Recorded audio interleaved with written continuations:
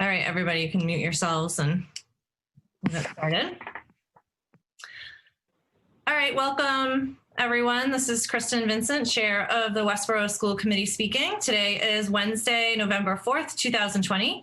I call the meeting of the Westborough School Committee to order. Thank you for joining us this evening at this remote live stream school committee meeting. Due to the impacts of the COVID-19 virus, some aspects of the open meeting law have been suspended. Pursuant to Governor Baker's March 12, 2020 order suspending certain provisions of the open meeting law, General Law, Chapter 30A, Section 18, and the Governor's March 15, 2020 order imposing strict limitations on the number of people that may gather in one place, this meeting of the Westborough School Committee is being conducted via remote participation. No in-person attendance of members of the public will be permitted, but every effort will be made to ensure that the public can adequately access the proceeding as provided for in the order. Town officials and Westborough TV have worked together to hold this meeting via televideo conference and broadcast it as such on Westborough TV's government channels, Verizon 28 and Charter 192, and streamed online at www.westboroughTV.org or Westborough TV YouTube channel for persons who would like to listen in or view this meeting while in progress. Any votes we take this evening will be roll call votes due to the remote participation. If you would like to speak at a school committee meeting during the citizens request portion of the meeting, please email your request to school-committee@westboroughk12.org or email the chair directly at vincentk@westboroughk12.org. Thank you to Westborough TV for covering the broadcast tonight. And as a reminder, a recording of this meeting can be accessed from the Westborough TV website or the YouTube channel. We have with us tonight Superintendent Amber Bach, Assistant Superintendent Dr. Daniel Mayer, Director of Finance and Administration Irene Oliver will be joining us shortly. Steve Durrett is here, Vice Chair of the Westborough School Committee. We have school committee members Sarah Dulé, Lisa Edinburgh, and Raghu Nandan. Hopefully our student representative Kyla Kumugu can join us. Our recording secretary Jen Benton is here. And we have Aiden Horrigan from Westborough TV, who's handling the live stream and the recording of this meeting. And she'll be joining us for our discussion about returning to in-person meetings later on in our agenda. And also joining us tonight for a citizen's request is Stephen Batchelor, president of the CPAC organization. Our agenda for this evening is as follows. We will begin with an approval of minutes from October 21st, 2020 regular session and October 23rd, 2020 from our retreat. We'll have a superintendent's reports from the assistant superintendent and director of finance and administration. We'll have school committee member reports, building project updates, and we do have a citizen's request. Then we'll move into our COVID-19 impact update. And then we'll continue our FY22 budget work with an overview presentation, which includes reviewing a memo from the town manager regarding the FY22 town of Westborough budget. We'll have a discussion about returning to in-person meetings. We will discuss and approve our goals for the school year. We'll look at a transportation agreement for Fales construction workers. We'll have a brief discussion about fall town meeting, and we do not have a need for an executive session tonight. So we will move into approving some minutes. First, we have our minutes from October 21st, 2020 regular session. Is there a motion to approve these minutes? I can make a motion to approve the minutes from October 21st regular session. Thank you, Sarah. Is there a second? I'll second. Thank you, Lisa. Any discussion about those minutes? All right, we'll do a roll call vote to approve them. Sarah? Dulé, yes. Raghu? And then yes. Thank you. Lisa? Edinburgh, yes. Steve? Durrett, yes. And Vincent, yes, 5-0. Those are approved. And we have minutes from our retreat from October 23rd, 2020. Is there a motion to approve those? I make a motion to approve the October 23 third committee retreat minutes. Thank you, Lisa. Is there a second? This is Sarah. I'll second that motion. Thank you. Any discussion about those minutes? All right, we'll do a roll call vote for those. Sarah? Dulé, yes. Raghu? And then yes. Lisa? Edinburgh, yes. Steve? Durrett, yes. And Vincent, yes, 5-0, and those minutes are approved. So I'll turn it over to our superintendent for a brief report. Hey, thank you very much. So a couple of pieces. It's good to see all of you tonight. One update will be that we will be working to push out a couple of key parent communications over the next several days and early into next week as well. And Daniel will be talking about some of those. We'll put out a brief update at the end of this week on just kind of a series of communication bullets that we wanted to share with people around planning and implementation questions. I wanted to also mention that the modified open house structure is currently underway. We've really been hearing some good news from people about the ways we modified that to provide opportunities for families and parents to connect regarding their child's school.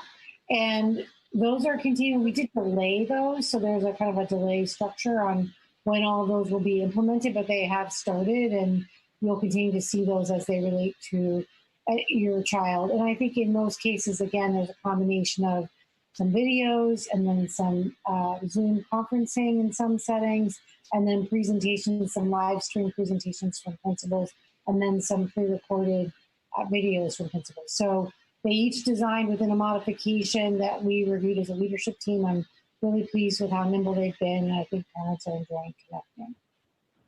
I've gotten to catch up on some soccer games. That feels good. It feels typical.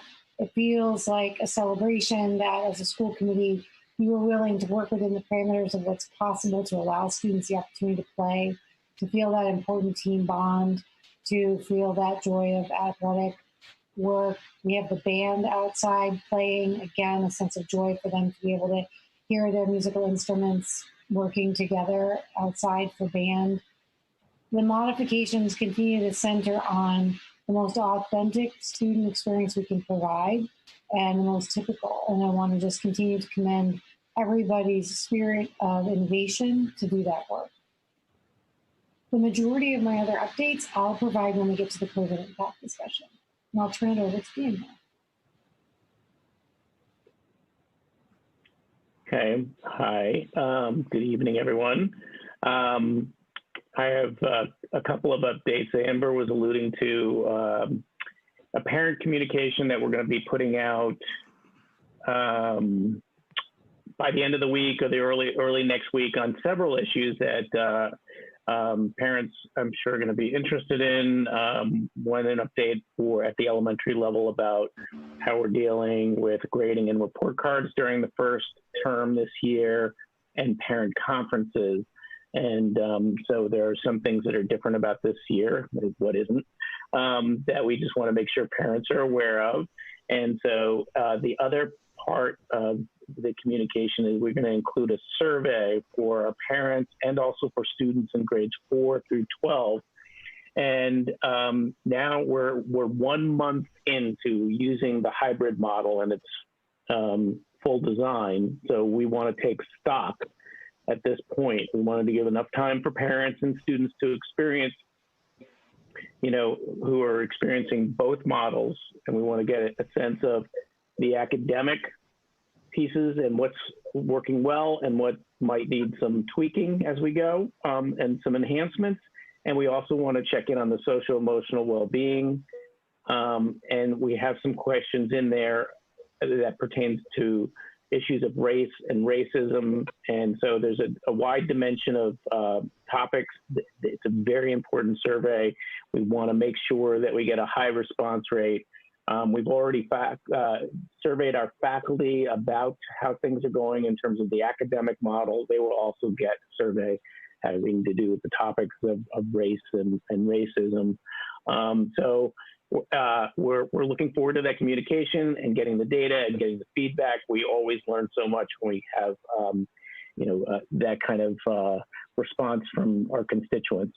So the other piece that I wanted to bring to your attention is just unrelated to what I was just talking about. It has to do with Westborough Connects, sponsoring with the Westborough Public Schools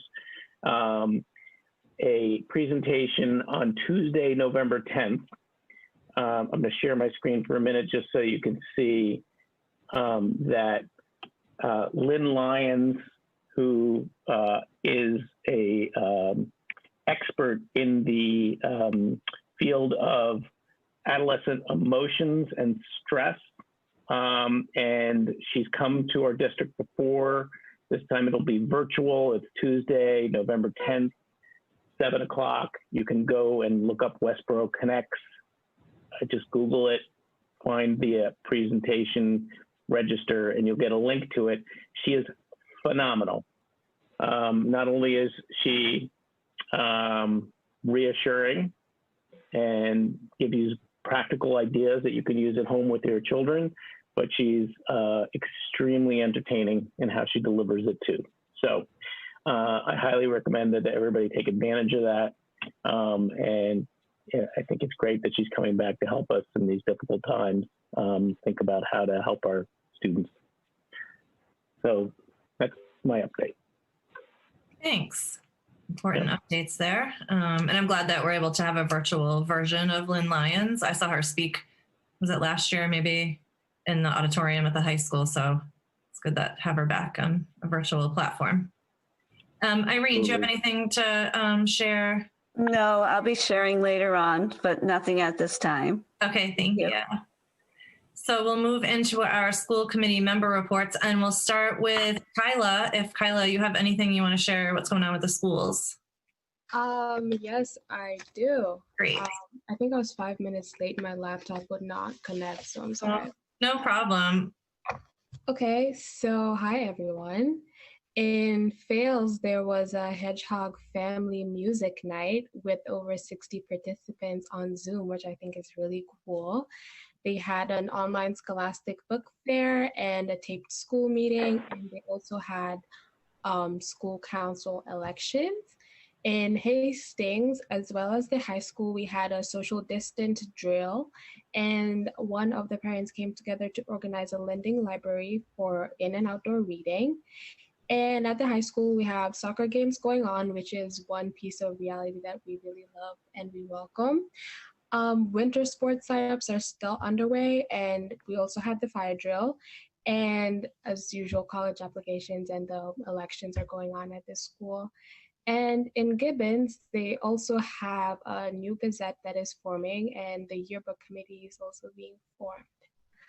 And that is it for my report, but I do have something to bring in front of the school committee. From the high school, we tend to have our mask breaks outside. And with the increasingly cold weather, a lot of students are concerned about having the mask breaks outside and it being so cold and having to take off your mask to eat, and it's cold and rainy, and it's really not a ideal situation right now. So yeah, that is what I have to present as a question. And yeah, that's all I have. Thank you. Yeah, thank you, Kyla. First, thank you for all the news about what's going on with the schools, and thank you for bringing that to our attention. And I know it's definitely something that Amber and Daniel have been trying to think about strategically as we move into colder weather. And we just had that, crazy weather last week with some snow. And so, yeah, it's definitely something we have to consider differently. Amber, do you want to speak to that? Yeah, I appreciate the feedback. I think that'll rotate to the Westborough leadership team. They'll look at it and work it through for modifications. And so that's actually across all buildings as we look at kind of just the management of different seasons. So I anticipate that each building will need to respond accordingly within their range, but I'll make sure that I add the student voice to that discussion. Thank you, Carla. Yeah, thank you so much. Appreciate it. Sarah, how about you? Anything to share? Yes, actually, I have a little list. The Turkey Trot so far has over 300 participants signed up, which is beyond our expectations for a virtual event. Just as a reminder, sign up by this Friday to be guaranteed the shirt. So that is important, and it's www.westboroughturkeytrot.com. So anyway, we'll send out more reminders before Friday, of course. But I just want to thank also the town clerk's office, our town officials, and the volunteers, the many, many volunteers for their weeks of work on the election. Your service and dedication was very much appreciated and did not go unnoticed. So thank you to all those people who worked very hard to pull that off. So thank you. I've also been impressed with the open house videos. Gibbons kind of kicked it off for me last week with Mr. Nash and Mr. Foley on their live stream with the questions submitted ahead of time. They did a great job. It was very informative.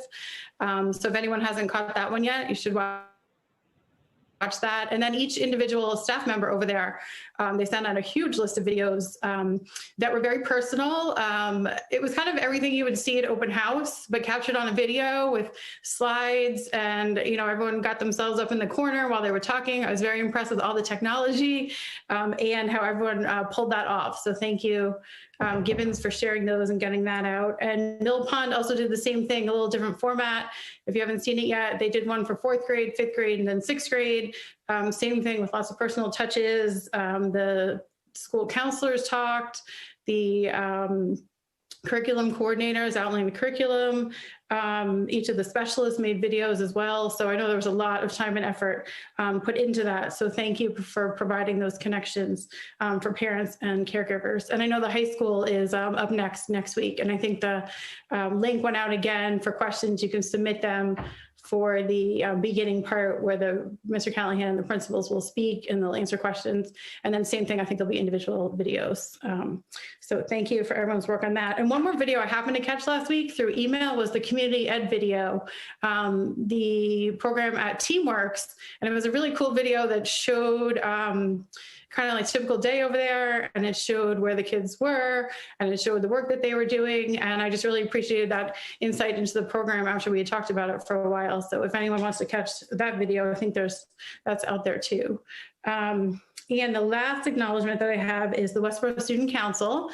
Usually this time of year, I'm bugging them to help me with the turkey trot or the trivia bee and things like that, but they've been keeping themselves busy. I noticed they did a socially distant outdoor Halloween event on Saturday. It was supposed to be Friday, but it snowed. And I know they've been running their meetings by Zoom, and they've been doing outdoor service projects. And I know that they did a little random acts of kindness this week too. So that did not go unnoticed either. So thank you to them, and keep up the good work, everyone. Thank you. Thank you, Sarah. Lots of good info there and lots of great acknowledgements. Raghu, do you have something to share? Yeah, thanks, shout out and thanks for Westborough High School Student Council. They left a gift and a wonderful card for me at my door, and thanks for that. And thanks for the town clerk's office and all the wonderful volunteers who made the election go so smoothly at Westborough High School. Yeah, I think election day went smoothly, and all the, advanced voting they had happen for 2 weeks, kind of taking over town hall there and having all that work really smooth, and just made for a really great election experience here in Westborough. So yeah, thanks for that. Lisa, what do you have for us tonight? Well, I had a long list, which has now been shortened by my colleagues. But thank you to the Student Council for that wonderful surprise. Thank you for the thank you. It was great. But I also wanted to mention that the Mass Association for School Committee Members actually has their annual conference right now. And even though it's gone online, it's rare that we report that we have our own professional development that occurs through that conference. And although it is fairly limited this year, there are a couple of workshop kind of activities for us. And I also wanted to mention, even though an email went out to everyone about, well, I should say middle school and high school for the late bus transportation. Many times I hear that some parents skip over or they skim the email, but it's really important that if your kid is going to be using the late bus on Tuesday, Wednesdays, or Thursdays in the near future, when it begins, that they must sign up a couple of days ahead of time in order to accommodate the COVID parameters in place for where the buses go and the limited 21 person per bus requirement. So just in case you skimmed and didn't realize, students cannot simply get on the late bus without signing up a full day and a half ahead of time. So got to plan ahead. That is all for my reports. And got great feedback about open house. Thought it was amazing, and looking forward to the high school one. And yeah, that's all. Thanks. Thanks. And I'm glad that we were able to start offering the late bus for students who need it. And yeah, important that people sign up, but know that service is coming soon enough. So that'll be great. Steve, you have anything to share now, or do you want to wait till building project updates? Yeah, let me share this piece and then I'll do the building update later. But Sure.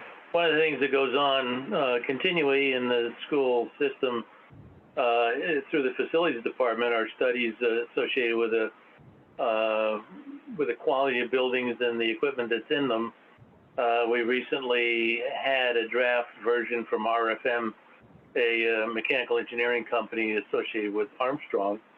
One of the things that was in the Armstrong report was the issue that we have a day one boiler that's still there and one that was installed in the early 90s, for which there were questions about the functionality of those boilers to be studied yet and an additional study. But one of the things that came up associated with that study is that almost identical boilers were installed in the failed school, and they were installed in 2011, which means that they're about 30 years younger than the boilers that are in failed. So one of the things that came out of that study is the potential to save those boilers that otherwise would have been junked at fails, and at least keep them as spares, if you will, for replacement at fails, if and when we needed to do that.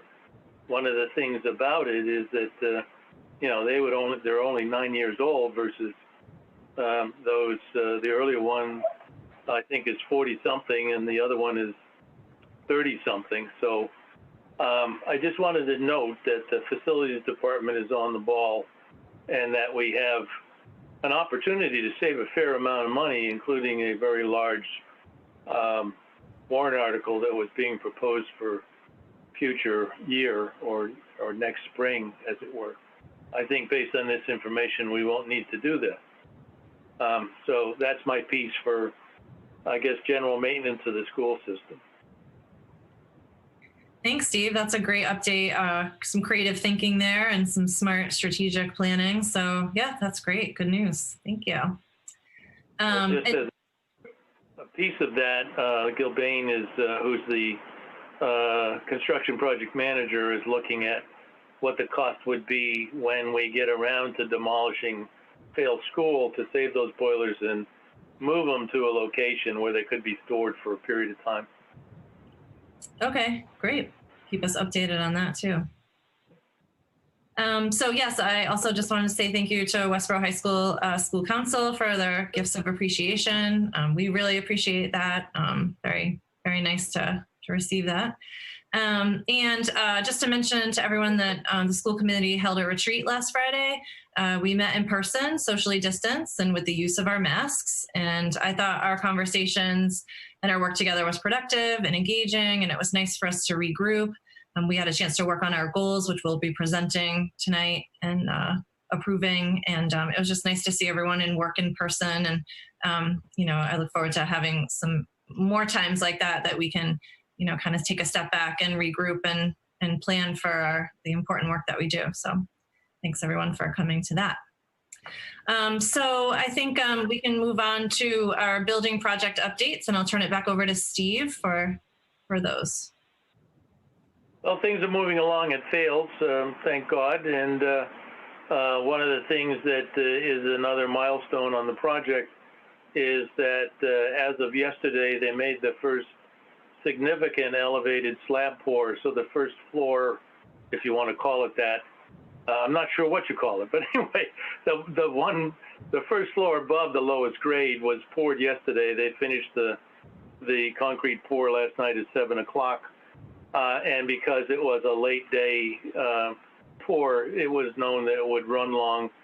And the team did notify the neighborhood to let them know that that was going to happen. And obviously, we don't have that many floors to pour, but the neighborhood cooperated, and we had no complaints about, that disturbance with concrete trucks arriving at various times during the day. The structural steel detail work continues, where they're tying in the skylights and other miscellaneous steel, and we hope to begin establishing walls soon, with the idea that at least the external walls for the building may be in place by December of this year, so that inside work can start. And because of that, when we get to the discussion, the last item on the menu, I'll update you on the staffing, if you will, the union staffing and the need for parking, et cetera, when we get to that point. All right, thank you. All right, so we will move on to our citizens' requests. As I mentioned earlier, we have a citizens' request. So I'd like to welcome Steve Batchelor to our meeting. And Steve, just as a reminder, before you speak, can you just state your name and your street address for the record? So welcome. Oh, we're having trouble hearing you, Steve. So I'm not sure if you should turn your volume up or... We still can't hear you. How about now? Oh, yeah, that's great. Yeah, thank you. Okay, good. Okay. In that case, I'll take the headphones off. Hi, I'm Steve Batchelor. I live at 31 Blake Street, and I'm here to announce the names of the new board members for the Westborough CPAC, which is the Westborough Special Education Parents Advisory Council, which is a state-mandated organization that works in an advisory and participatory capacity with the school committee and the district. And I will be serving as the new chair. The co-vice chair and communications director is Donna Lang. The new co-vice chair and programs director is Andrea Hojanaki. The new secretary and board liaison is Sumya Devalapuli, and the new treasurer is Joanne Hines. And I'd also like to announce that CPAC now has its own official webpage apart from the Facebook page that we've been using. And so I'd like to give that URL, if I may, and that is westboroughcpac.us. So all one word, westboroughcpac.us. People, of course, are welcome to communicate via email to westboroughcpac@gmail. We have our next CPAC meeting on November 12th at 6 p.m. We've already had some good productive meetings with Amber Bach, the superintendent, and Sherry Stevens, the director of student services. And I look forward to having some good, productive, collaborative meetings with the school committee as well when the time is convenient for all of us. So that's really all I wanted to do, was just make the announcement of the new board members and announce the new webpage. So I thank you for this opportunity and look forward to working with all of you in the future. Thank you. Thank you so much. That's great to hear. Sounds like you have lots of, new members joining your leadership to, really take on the work, the important work that you do with the school district. And that's great to hear that you have a website. And I just want to be clear that the Westborough CPAC, it's Westborough spelled out O-U-G-H, not O-R-O. Okay. Yeah. Okay, great. Well, that's wonderful. What a great resource. And we look forward to working with you and all your members as well. So thank you so much. So I would just comment one other piece too, and thank Steve for stepping up to participate. And we're enjoying the start of his leadership and working with the board. I think one of the important things we started with was like effective communication. And so when we put out our parent communication this week, we'll make sure as part of Westborough All at all times that CPAC communications are Westborough All communications and are coming from us and flowing out, working with CPAC to reach the whole district. And so the website will link effectively, will include that URL and make sure that everyone knows how to find that site. And it will link off of, I believe, Sherry's site on the webpage. So again, the collaboration of that effort is really essential, and I look forward to our ongoing work. Thank you, Stephen. Great. All right, so with that, we will move on to our COVID-19 impact update. And we have a data dashboard review, but we also have some other items under that agenda item as well in order to provide the district with some updates there.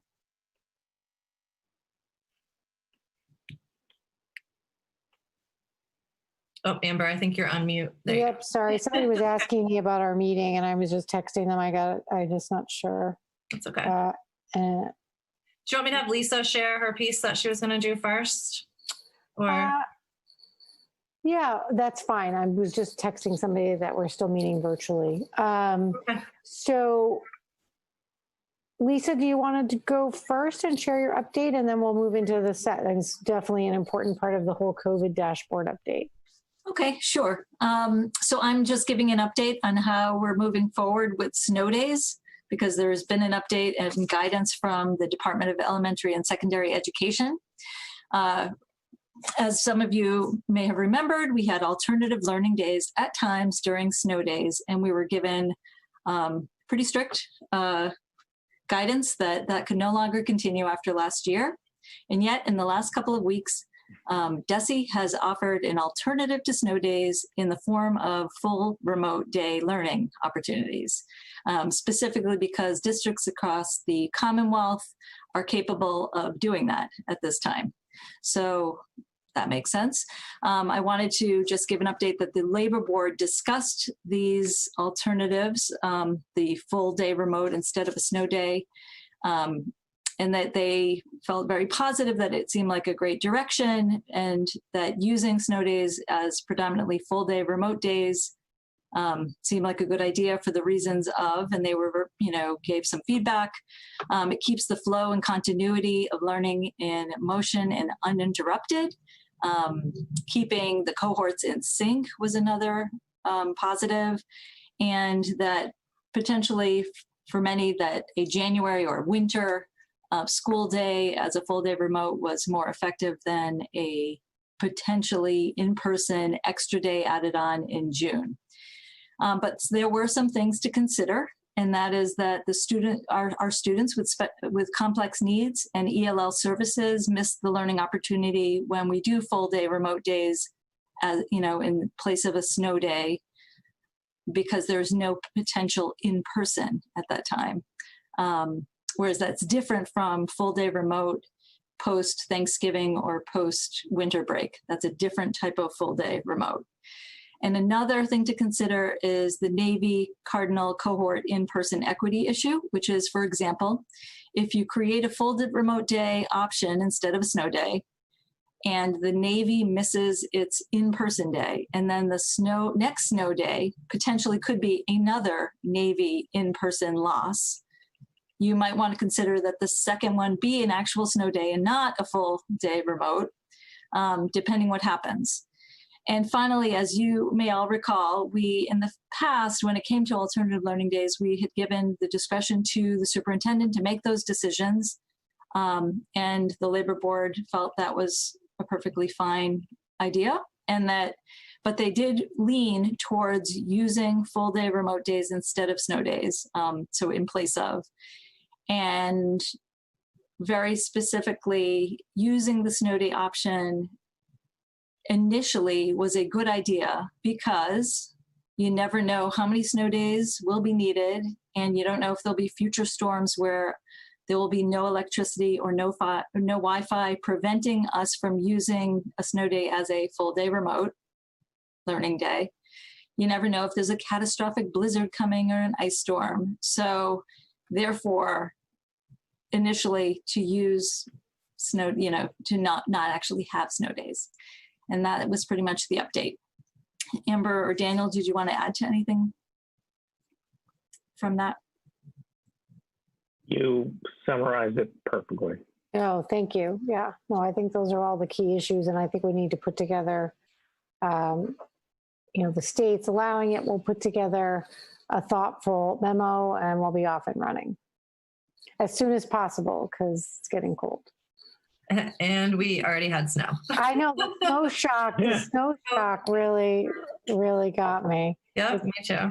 And we might want to just remind teachers of what the alternative learning day protocol was, because this really does change from a regular, when a snow day suddenly pops up, it will change how they plan to proceed in a full day remote, just like an alternative learning day had done, where, a certain time when, assignments will be posted or videos or small group learning or whatever potentially a teacher will do to utilize that time.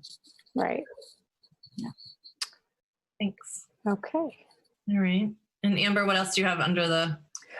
So a couple pieces under the dashboard, really a different set of notes tonight.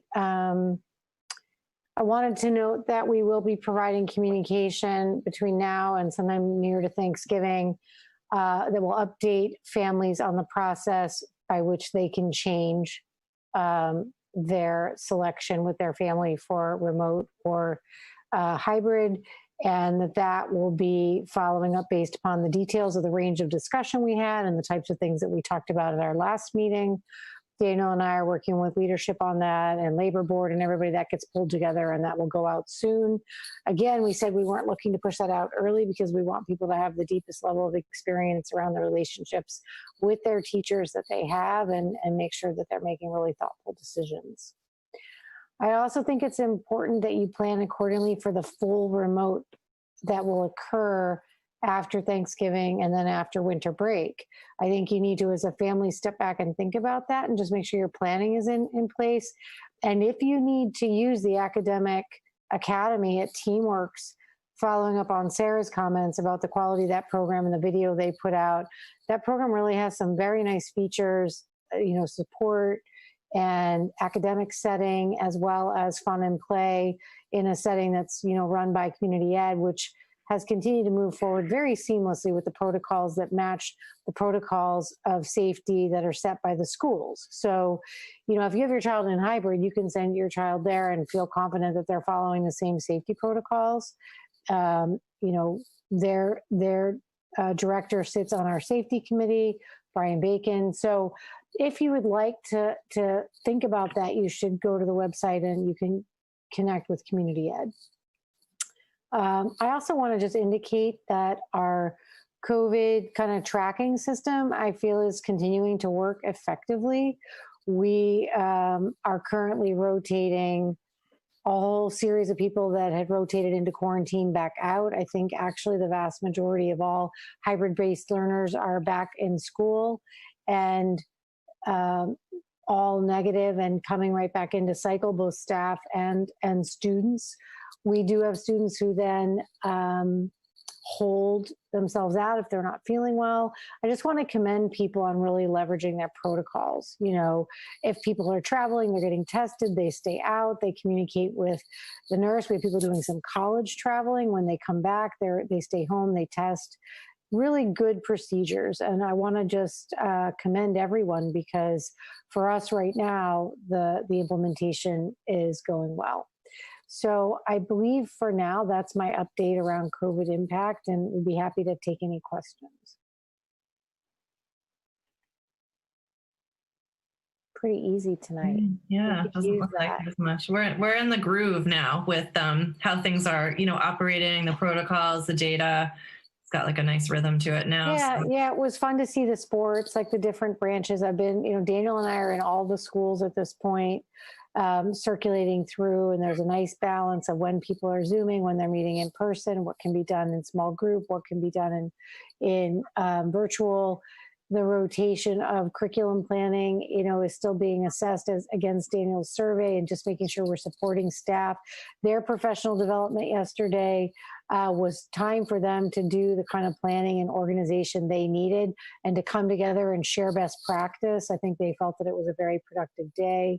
So I feel under the complexity of the circumstances and the stress that it places families and faculty and admin, I couldn't be more pleased with Westborough doing the hard work that we wanted to picture in the summer.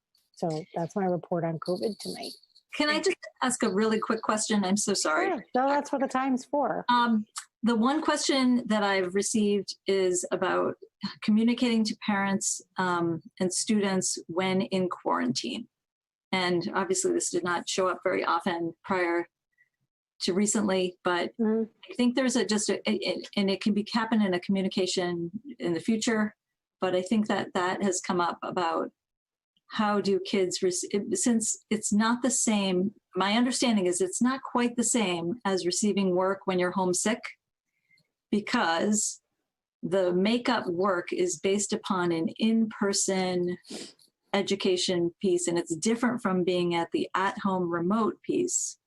And it typically ranges from 3 to 4 in-person days where you're in quarantine. So I guess my question really is, do we have a protocol in place, and is it being communicated out? And is that coming? That's the question. So I would say for where we are now with this, and I'll let Daniel comment as well if he wants, I think we're going to get some of that feedback when we got some of that on the teacher survey. We'll get some of it from parents. And again, it'll give us kind of a laser focus on different areas that we want to continue to tweak. I think it varies by grade level. It also varies by the circumstances of the quarantine. You know, we had a whole class that shifted to quarantine, and so they just shifted to remote, and then they all came back together. We have classes where there's isolated students who are rotating out, and it's 1 or 2 students. So again, it varies based upon grade, age, child's program, you know, and I think doesn't mean that we don't need to improve the communication and look at the cases. I think, but I think I would say we'll rely on the feedback we get from families and faculty in these surveys to give ourselves a sense of kind of range for it. Yeah, I would just add to that. Sorry, Kyla, just let me add, and then you can give your questions. But we treat quarantine like being sick or having a flu. The teacher is instructed to basically, if somebody's out for an extended period of time because they come down with a bad cold, a stomach, bug, or the flu, they're in charge of basically communicating some information to the kid. They can't reconstruct the entire instructional, hours that they're missing, but they will provide them with makeup assignments. So that's the current way in which we're handling it. So the one caveat is that those kids who are in quarantine, who are in close contact, are kids who really didn't know what would hit them. And suddenly they're in that unlucky situation where they're quarantined. That's the situation where those kids on their normal structured schedule would be starting at 8:10 on those days. I think that's the issue. The issue is really, can you create some structure for those kids as if they were going to school so that they get as much normalcy as possible when they're just in an unfortunate situation like that? So that's some of the feedback, I think. Oh, thanks. Yeah, That'll be good. no, I hear you. We'll take it under advisement. Yeah, and look at the range of feedback we get, but thank you. Are there any other questions tonight around I think this topic? Kyla had something she wanted to say. Go ahead, hop in, Kyla. Oh yeah, I do have a question. So it's been like circulating, and I was just wondering, since some COVID cases are starting to rise, is there a possible consideration of like going fully remote? So that's always the work that we're facing day to day as we look at the work of this district and the work of public schools. So I don't see any trend right now where we would be moving to remote here in Westborough. I think our building-based protocols look sound. The Board of Health is giving us good feedback. We're working with looking at all the numbers across state, community, and at the school-based level. So I think the answer, Kyla, is I don't see us moving to remote. we have the remote structured break occurring, in the middle here with about 2 weeks, a week and a half of work, and then 2 weeks where we get some of that break for people, also to change up any concern around numbers. So we're feeling very good about implementation right now. And should something escalate where we saw a change, it would be here, discussed, the action would flow through school committee working with the Board of Health. So it's certainly something that will come back to the table if it changes. Also, piggybacking off the question that was asked about the structure of like the people who are forced to quarantine if they've come in contact with the virus. Now, I was just wondering, shouldn't we give some space to recover? Because considering like this is still a sickness, like they will still be experiencing really bad symptoms. It's just like the flu, but like, like very deadly. So is there... Yeah, that's a great question. So there's different things. If you're quarantining healthy because you were a close contact or you got sent home for that, or because you traveled and you're waiting for a response, you're healthy, you're doing work, you're moving forward, and that follows a certain type of protocol. If you're sick, you're sick, and you focus on recovering and getting well. And we have had students move through this cycle, and so. And people in the community. And so as part of that, the core focus is to get better, to let your family get healthy, let an individual get healthy. And then from there, we do recovery and repair work, which is a cycle, as Dr. Mayer just said, we do all the time. So, if somebody gets knocked out for illness or some other reason, or a concussion, which can take someone down for several weeks, right? We work on recovery and in terms of work, and then back to a level at which students can manage. So definitely. All right.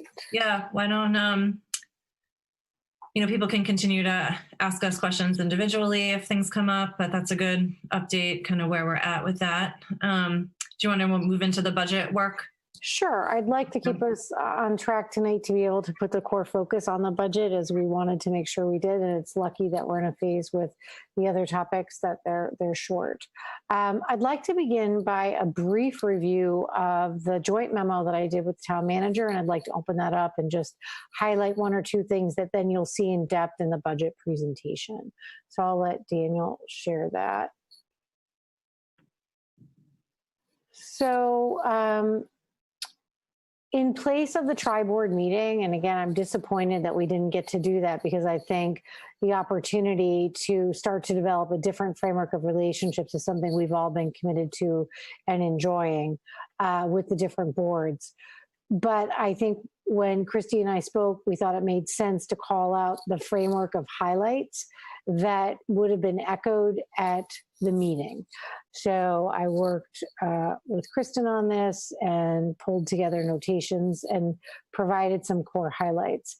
The top you heard, then Christy processed at Selectmen's meeting, and now I'm echoing the same here at our meeting as, two impact level boards.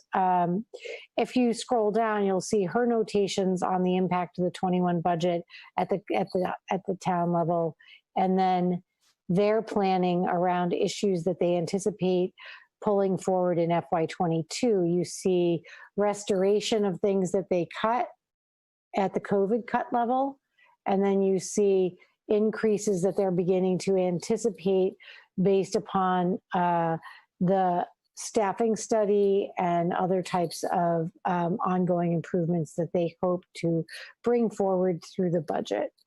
And most of them relate to staffing increases.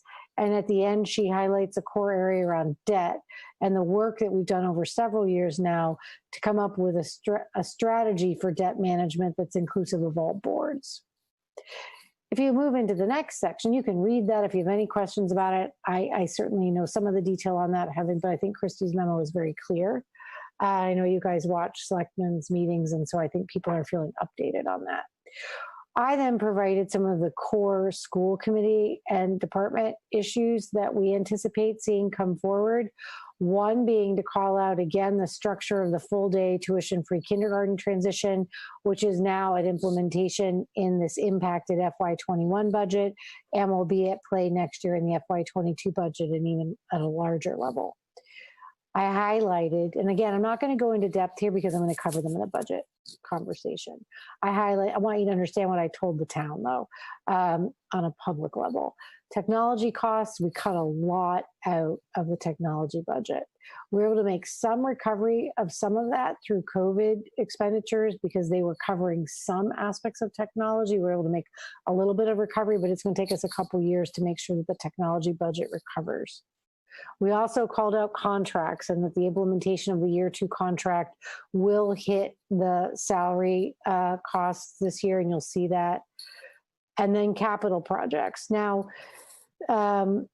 we've got 2 that we highlighted here, and there are others that will come forward. And I was speaking with Lisa about this. These were the ones that we wanted to make sure we were highlighting that we felt were larger projects that the town needed to anticipate. But that'll all come through the capital project committee, and that work is starting tomorrow in terms of looking at all the projects. And you heard Steve highlight that we had pulled back on the Armstrong while we wanted to do some more work with that. And then the other one, which we held off that list initially, was the improvements to, we didn't forward it on this memo, but it is included in the capital committee requests, the discussion of the softball field improvements for Title IX improvements. And until we had that discussion, I waited so that we would bring that forward through the capital process. And those have been submitted, and I'm at that meeting tomorrow with Steve and Irene, so we'll be able to participate in that discussion.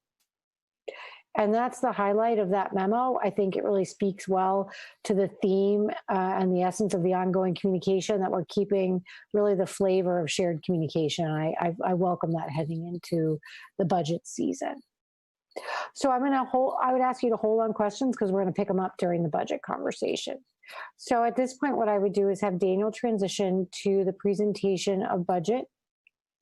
Normally I own the clicker during this time, but I'll let you, he's going to pull it up and we'll advance the slides together, and I feel confident in that. Yeah, Amber, I'd be happy for you to own it if you want. I could take my screen, but you've got it all I'll do it. set up. I got it. Right, I got it. We haven't rehearsed.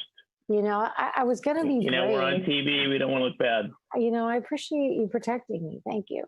All right. Yeah. So if we look at moving into the presentation of the FY22 budget, we're going to take some time tonight and go slowly through this. And it's the startup process for us. And I think, important. So as we look at the next slide, we see an opportunity to review the time. I'll review the timeline to wrap our heads around it. I'll talk about our shared goals. I'll review the 21 budget outcomes. Really, the essence of tonight is to look at 21 and as well as our shared goals and anticipated impacts that you're going to see in 22. All right. So in the next slide, you see the timeline. And so one of the things you see is that tonight we're looking at the overview. You're not going to see a ton of numbers. You see some key numbers and you get to wrap your head around it. And then on the 18th, you'll be looking at a lot of numbers. So that budget presentation, I anticipate we will send to you well in advance, so you have plenty of time to digest it. And I think Irene and I are actually ahead on some of those calculations, and that feels good. So we look forward to that next one, giving you some of that concrete data. Next one. So the next slide is always really articulating our goals. There we go. Really looking to me, look at that picture. That was such a great picture. That was a graduation at the end of the year in August, the end of the year in August. So maintenance of excellence, really, really holding on to the essence of having to have the things that keep us who we are as the Westborough Public Schools. We want to focus on respecting relationships with families, faculty, and community members. It's always at play in budgeting, and when we lose that focus, it really breaks down the things that make us a personal, well-focused, high-achieving district. We are also focusing on managing costs and impacts, and we want to be strategic in the way we're thinking forward in that work. Then the other piece, as we move to the next slide, is always to give you a quick snapshot. Look how cute that picture is. Sassy in a mask. Look at that. It's too funny. You certainly know these are current pictures when you see all the masks. Here's always your budget history to give you a trajectory of the types of cycles of budgets we've brought forward. I think that one of the things I want to note is that the FY21 budget has an asterisk because that is not the number that you originally voted, and you'll see that as I move forward through the presentation. That's the post-COVID cut budget and the mitigation to the transportation. We're going to go through that. And you'll see, you have to think about that as a big part of this discussion. Next slide. So the summary of what we're going to look at tonight, and this is a great picture of the staff. I just want you to get a feel for what it takes to teach remote only. She's got all of her staff, her kids there, so she can see their pictures and all sorts of strategies for engagement. So in this summary, we're going to look at our first stage budget. I'm going to review it, what you did last year, with a focus on kind of the salary and transportation being big impact there. Then you had a second stage voted budget after you sent me back to reduce the impact to the transportation contract. And we'll review that in the next slide. And then we used some one-time offsets getting to that one. And then we did the COVID cuts, which brought, then after that, you had the voted budget, and we got driven back to the final stage budget, which was the COVID impact budget. So next slide. So the trajectory of that work looks something like this. I provided a preliminary budget to you with no transportation number in it. It held 2 FTE at the high school. We had reduced an FTE at elementary and covered the Gibbons increase.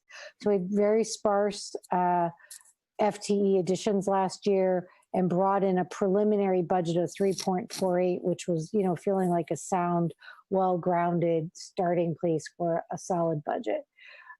We then ended up at 5.38, which we had been telegraphing very, very clearly at multiple occasions. Every time we met, we said, and transportation, and transportation.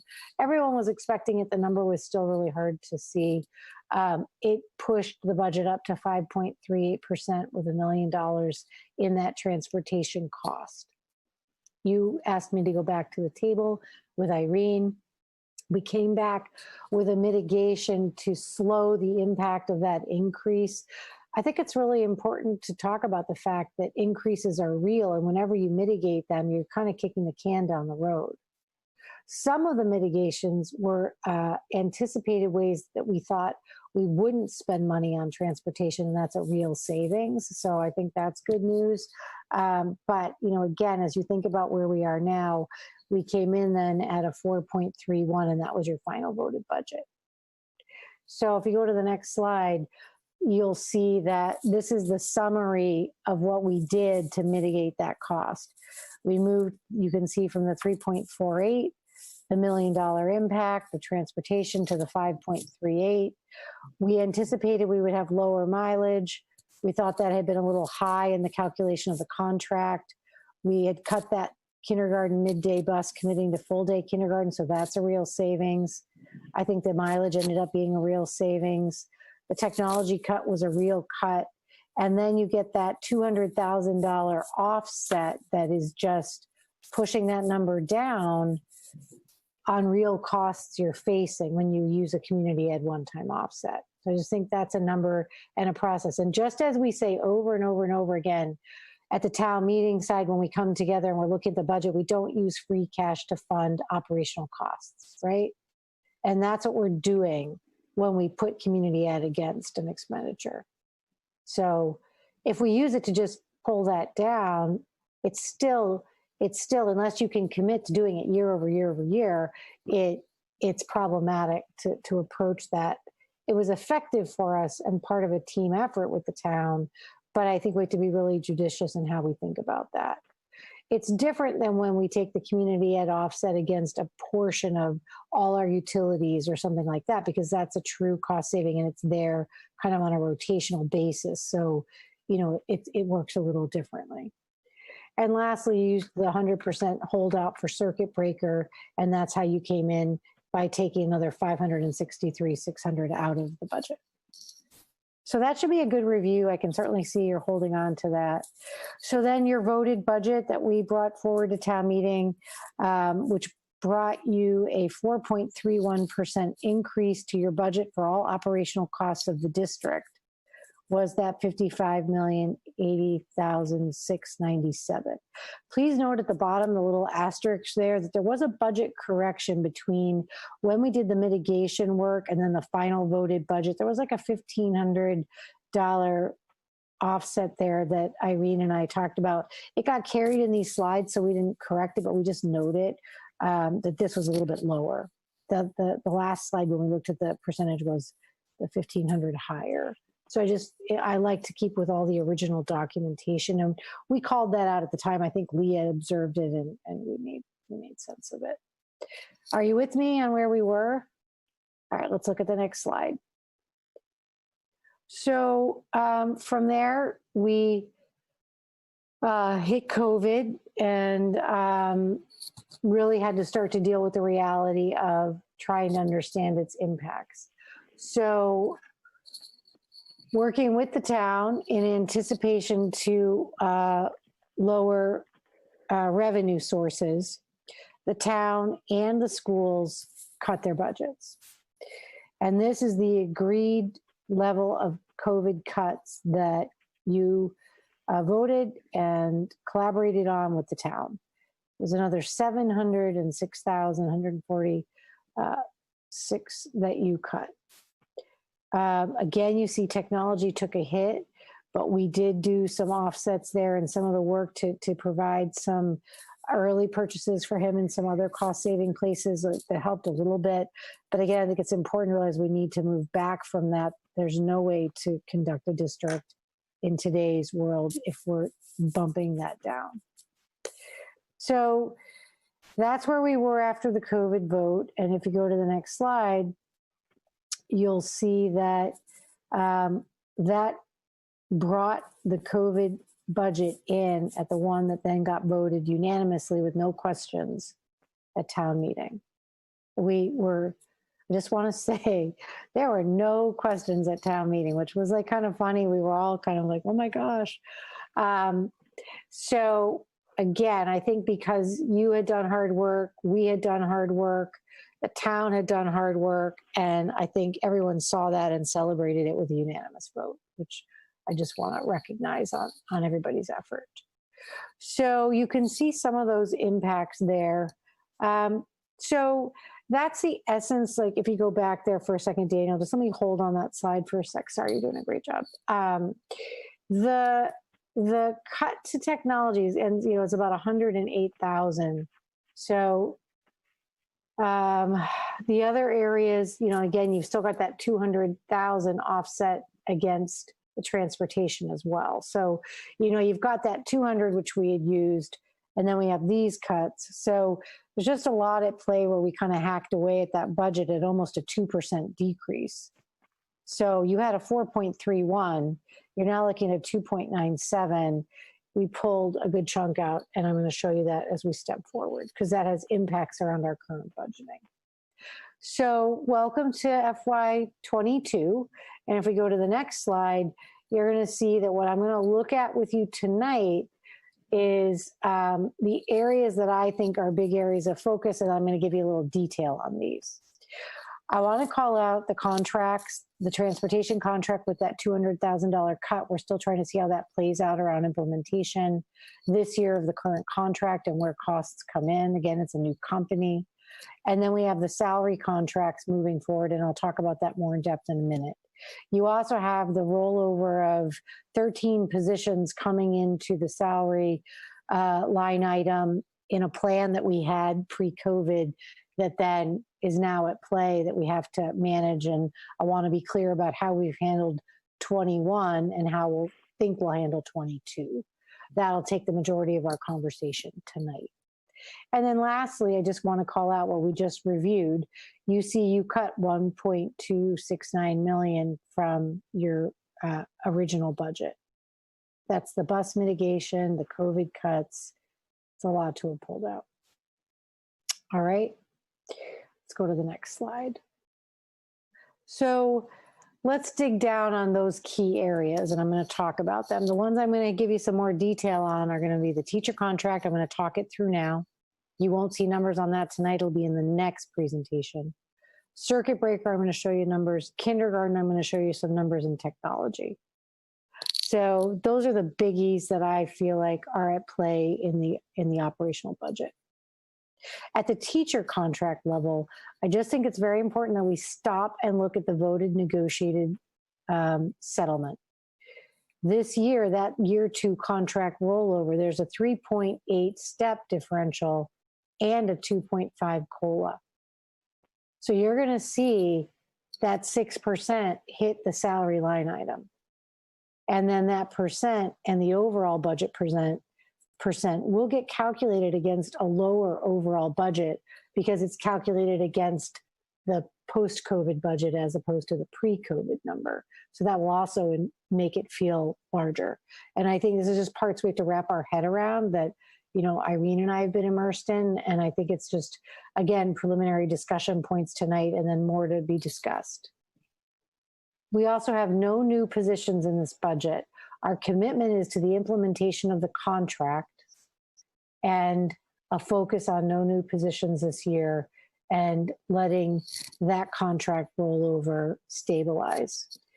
But it will be there year over year because we knew we had to make a substantial commitment to get Westborough faculty to the competitive level that our neighbors have. We also have 4 other units that settled that are all impacting us at a few different levels. Then you've got circuit breaker, kindergarten, and technology. Okay, let's go to the next slide. Dana, you might have to let the dog in your office. Yeah, let the dog out. Yeah. Okay, so the first up is circuit breaker, and I'm going to have Irene step you through this slide and the number that we'll see we'll be carrying in budget. So I'll open it up to Irene and then add in as needed. Okay, so what we do is we start with the enrollment of students where they are today. And so the tuition by which we are paying today, and there's a bit of a percentage that we increase it because we never know what schools will increase their tuitions until after we've provided the budget. So we build that into it. So this figure that you see for collaboratives and out of district is based upon the enrollment that we have today and a percentage of increase to the tuitions. So as you can see, collaboratives are 202.46 or 470,000, and the out of district are 2.8 million, bringing us to a total tuitions to be paid out at 3 million. So then I built in this spreadsheet to better understand how this calculation is provided. Our SPED department does an excellent job in submitting our circuit breaker claims at the end of the fiscal year. And it's a bit to wrap your head around how circuit breaker works, but usually it's when we get the revenue, we apply it 2 years later. So when we get the revenue, we know what we have so we can apply it in the following year. So the claims were put in. We know what the state will reimburse us based upon the claims at 70%. And so we know that we will be given 1.2 million back on a reimbursement on circuit breaker. And that's our offset to our tuition total. And so what we do in budgeting is we offset the out of district total amount. It just makes it cleaner. We could break it up and apply it to the collaborative and the out of district, but it just makes it cleaner just to do it on the out of district. So we have 1.211073 in circuit breaker. That money is coming in now, but we know exactly what that amount will be. Sometimes we get maybe 20,000 more, 20,000, 2,000 more very rarely, but we get a bonus. If that's a bonus, that's great. But we apply what we know for sure that we're going to get. So then if you go in the all offset funding category, you see the 2.8 million on the out of district. We have a grant that we know this year we're getting $873,140, but we split that up between salaries and tuitions. So the amount that's applied to offset the tuitions is $156,385. The rest goes to salaries. Then if you put the circuit breaker offset in there of the 1.2, it brings down the 2.8 million to 1.431748. So that's how much we need to fund in our general fund for out of district tuitions. So then if you carry that down, the general fund collaborative, it's still the 202,470. We bring down the 1.4, it brings the general fund tuition to 1.634. So that's the amount that we carry in our general fund budget that we fund. So if you compare that to the FY21 general fund budget just for this category, we have an increase of 494,000, just over that. And that's due to the decrease in how much we get back in circuit breaker money. If you know, in the past, we've had 73% and sometimes 75% reimbursement in our circuit breaker. The year that we're applying it for FY22, we're down to 70%. Plus, in addition, we might have less that we can claim that we get reimbursed on.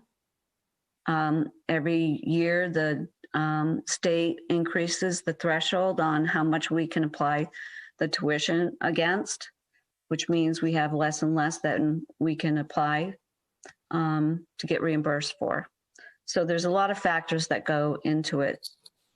It takes a tremendous amount of work. I mean, just to make the claims that are possible. So the department does a really good job on it. They sure do. And they're pretty spot on how much we got back versus how much they predicted we would get back. So yeah, they're doing a great job. I know it's complicated, but I try to simplify it as much as possible for people to understand. So why don't we do questions on circuit breaker if you have any now? Again, this is a first pass overview. I'm going to reiterate that number, that 500,000 there at the bottom. Are you comfortable continuing, or you want to spend some time talking about this slide while Irene is on it? I had a question. The question really is, I recognize that circuit breaker is not 75% and there's like a 5% possibly potentially missing in terms of calculating how we got to the 400, almost 500,000 at the end for FY22. I guess my question is about the 3 million. The increase in that is based on more tuitions or increase of current tuitions, meaning what brought that number up much higher than previous years is what I think that's my question. Yeah. Do we have any thought on that? Amber, do you want to answer or do you want me to? Well, so I'd have to look at the numbers because I don't have if you look at the portion that's tuition and the portion that's collaborative, I'm looking at the bottom. Again, currently over the last several years, our tuition of out of district work has continually gone down. Like we've brought students back. It used to be much higher historically. So it's actually gone down. The 2,800,000 is, one of our lower numbers. What was that number last year though, Irene? Like you don't see it in this slide. It's not really reflected, Lisa. Where are you seeing it? No, so from memory, it's a combination. It's very complex formula. and it could be certain districts going up in tuition rates. It could be the student and the complexities of the student's needs. It could be the different school that they're going to, the shifting of, maybe into some more summer school. Yeah, no, I'm just talking about the number itself. And yeah, I'd have to look it up. So, Lisa, let me send you the detail. Let's have Irene pull up last year's slide and this year's slide that we can compare them. Because when you look at the bottom, the actual FY21 general fund budget, you can't tell, like, in looking at this slide, what the out of district was, what the collaborative was, and then any other offsets we had, because we don't know how much we applied from the IDEA grant. Like, all of those are at play. So I actually don't think that budget went up. So I think let me send it. Let Irene send you the detail, and then we can address the question. Yeah, it's a balance of what was applied and what wasn't. So it's right. That number, I don't see the number you need to answer that question on this slide, Lisa. Okay. No, that's so. Totally fine. Yeah, we'll definitely, Irene, just make a note and we'll follow up tomorrow. Thank you. All right. Any other circuit breaker discussion questions? All right, let's keep moving, and then we'll go ahead. So from there, I just go to the next slide where what we talk about is let me move this. Oops, can you go back? Is that the next slide? I think there was one in between, isn't there? Thank you.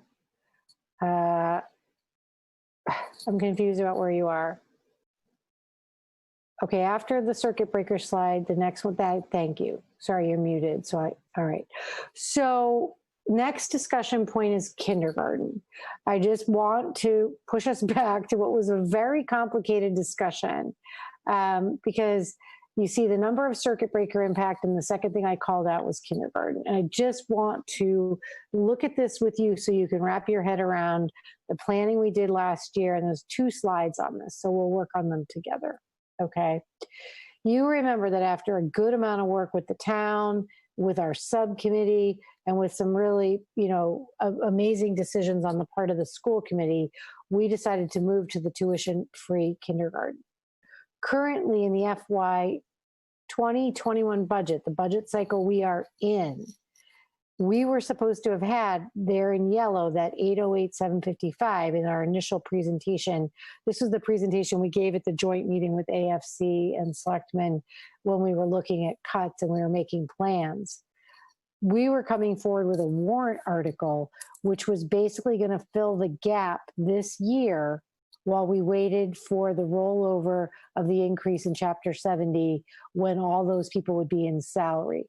So they are in salary this year. There's 8 of them in there for 2021, but we were supposed to have a warrant article cover that money.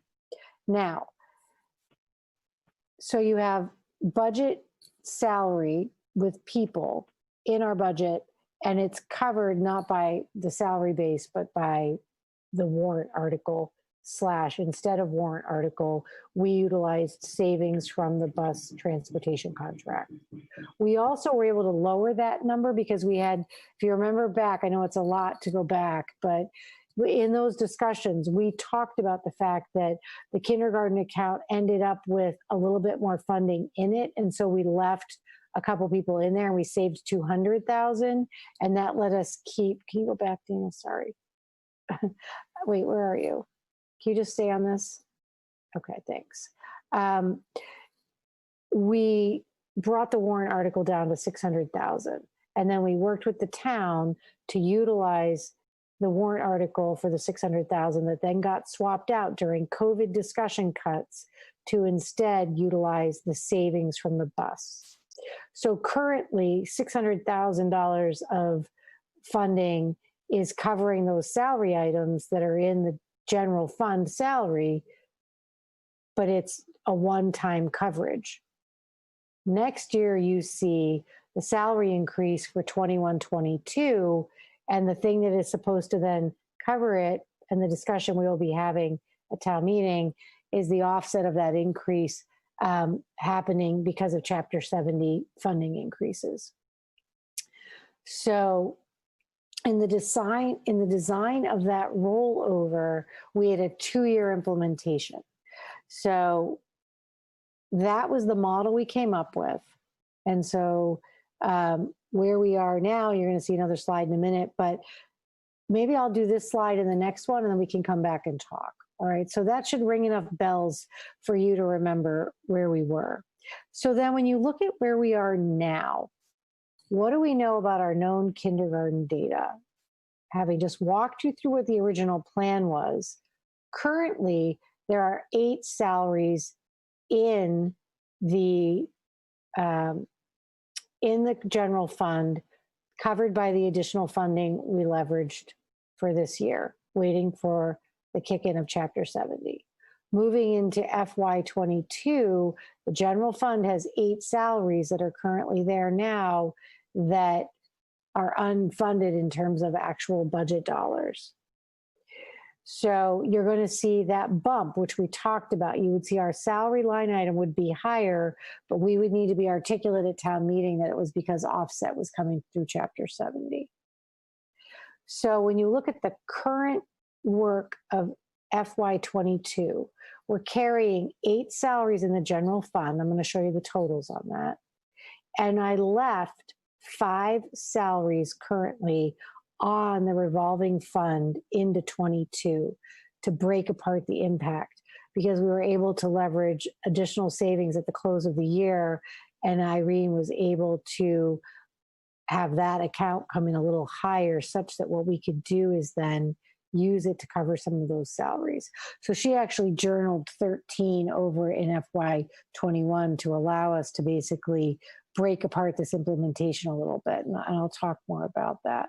So in terms of numbers and impact, you've got 8 in this FY21 that we now need to see. You'll see the bump in that in FY22, but you won't see the full impact until FY23, where 5 additional salaries will come in. That's actually very advantageous to us, and I think to the town, given where we are, because there's a lot of discussion about the fact, this is the next bullet point, that Chapter 70 doesn't seem to be hitting the target that they said they were going to hit in terms of increase. And so Irene has a call in to the gentleman who gave us all the calculations last year to get information. And so we're waiting to see what happens with Chapter 70, but when you look at some of the preliminary numbers, it doesn't look like we're seeing the bump that we should.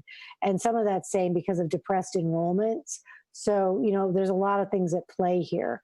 Being able to rescue ourselves a little bit to break this apart to 1 more year, I think will be advantageous to the overall impact of this year's FY22 budget.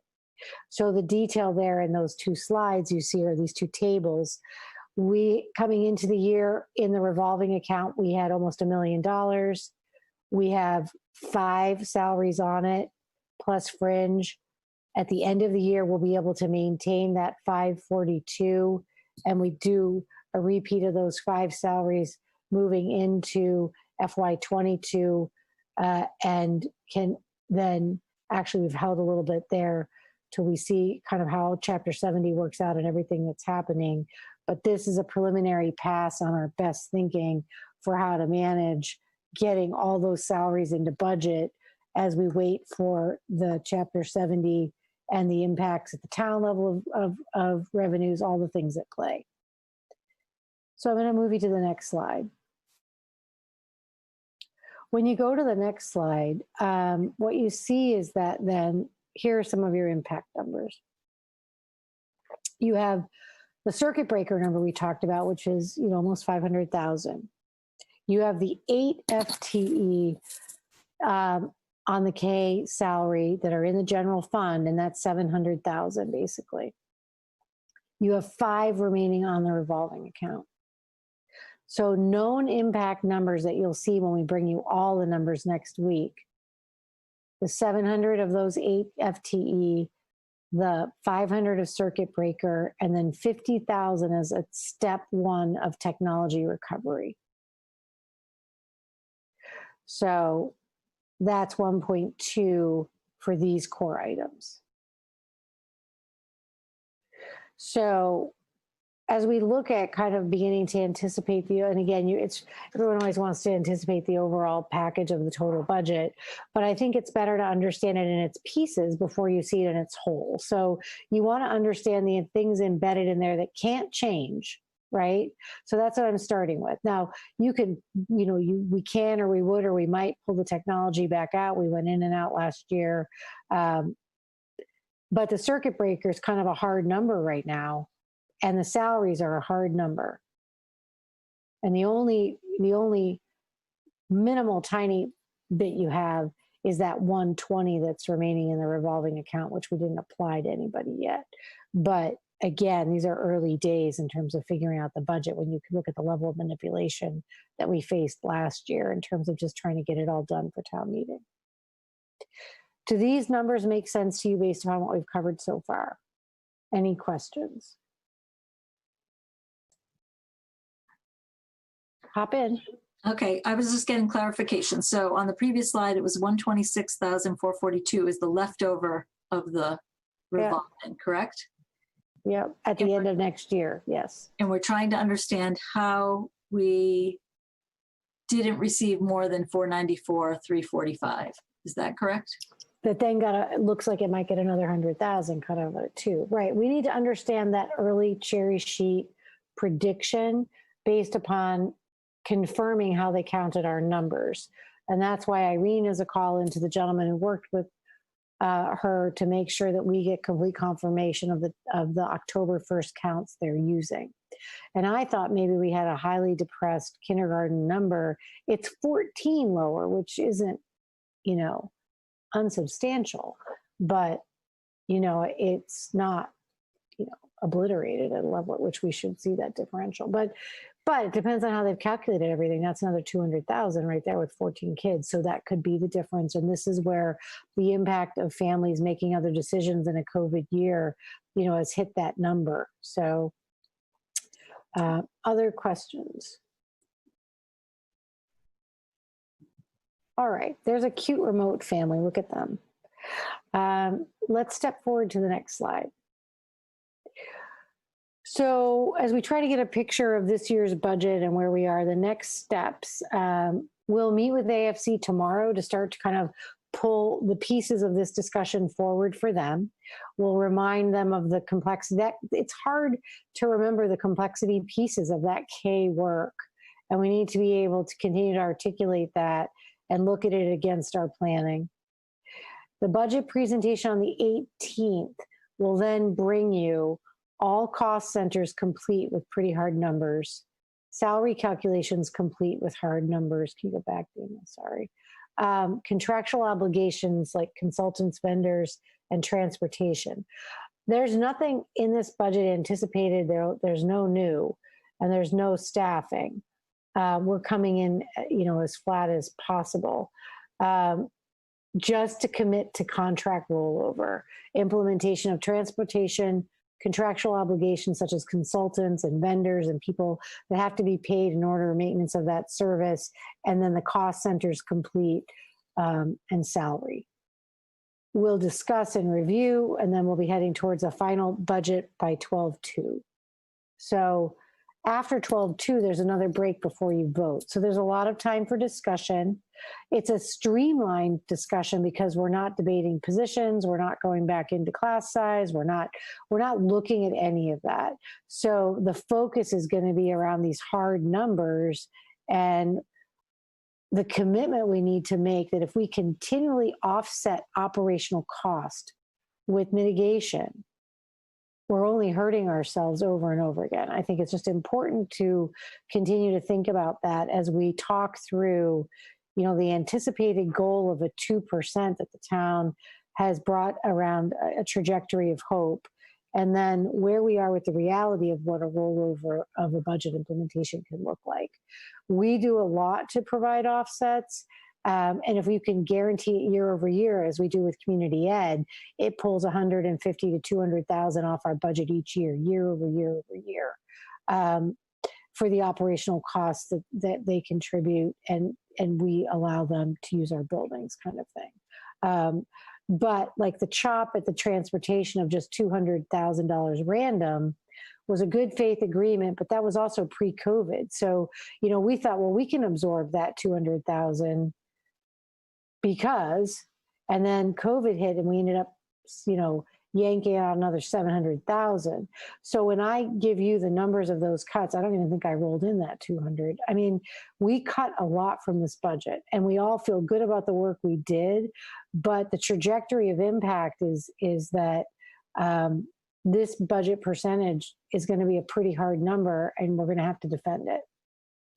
So it's not like we can come back and forth and say, hold on this position or do this or that. Like, it's going to be hard contract numbers.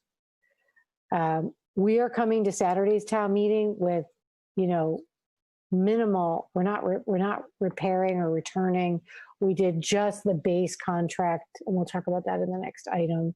So this is going to be a bare bones rollover, and I think we'll look at those numbers on the 18th. So that's where we are. If you go to the last slide, it's questions, and I hope you're feeling like budget worthy, that we're ready to dive into the complexity of the discussions. I'll open it up for any other questions or comments or thoughts. Well, first I want to say thank you, Amber, for, again, like providing a clear and concise report for us tonight. I know you worked with Irene to pull this together. And I think that, you know, just what you said, we're seeing the impact of making all of those cuts last year. And now this year, trying to fulfill contractual obligations for, you know, our budget next year, trying to restore some of those cuts that we made. We made them in collaboration with the town. We were all facing some unknowns and we worked collaboratively with them to make these cuts, which it was important to do that at that time. But I do feel like, certainly in the area of technology, we need to make some restoration there and recoup some of that so that we can move forward. Obviously, technology has become a huge part of our district, even more than it was before. We're really, really relying on that this year to provide education to our students. So that's super important. All the technology our teachers need to do their best work, super important to get that in there.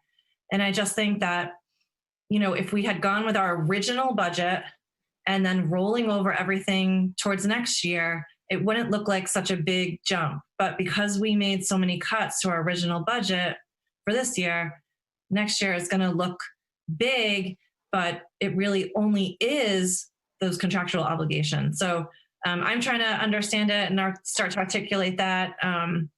And, you know, we committed to having that contract negotiation with our teachers.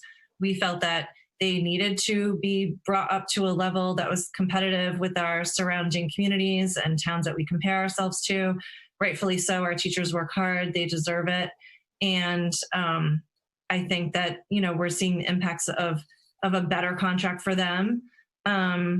So again, I appreciate having this this PowerPoint presentation to dig back into and look at it again, because there's a lot to take in tonight. So I'll let anyone else who wants to make comments or questions, go ahead.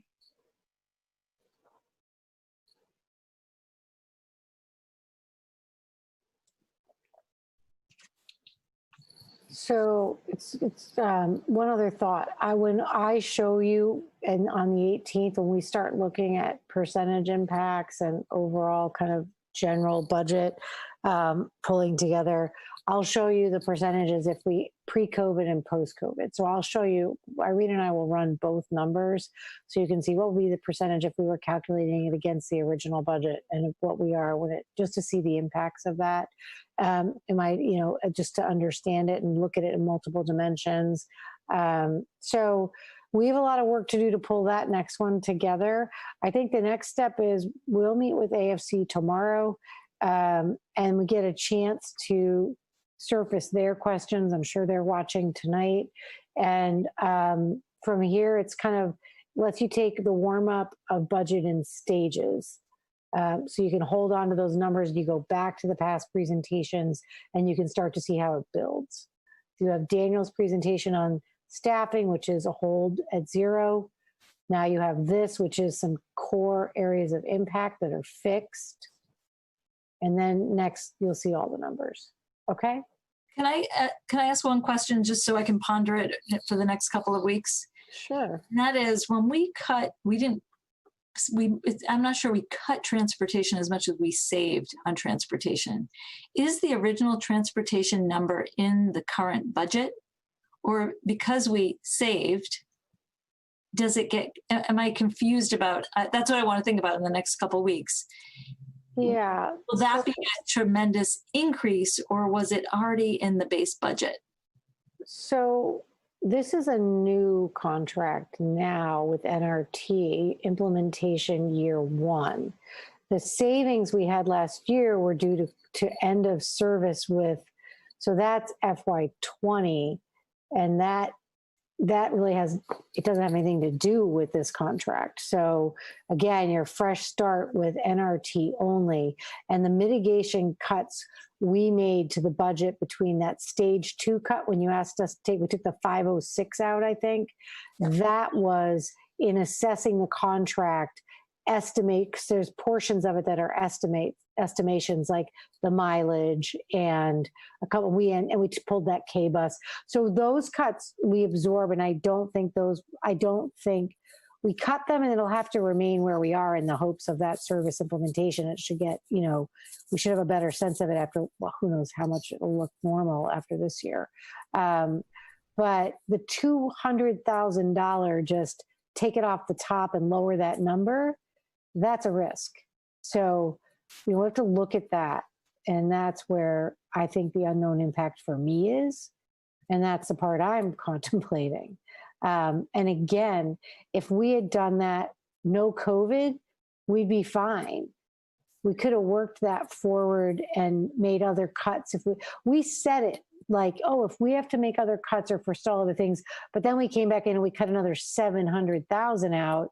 So those areas were the things we would have drawn upon to manage that 200 if it hits us. So, there's things that we have to manage that are part of this scenario of, budgeting in a pandemic. But I think it's good to think about and just wrap your head around. And then Irene can drive you into the numbers as the subcommittee person if you want to look at that.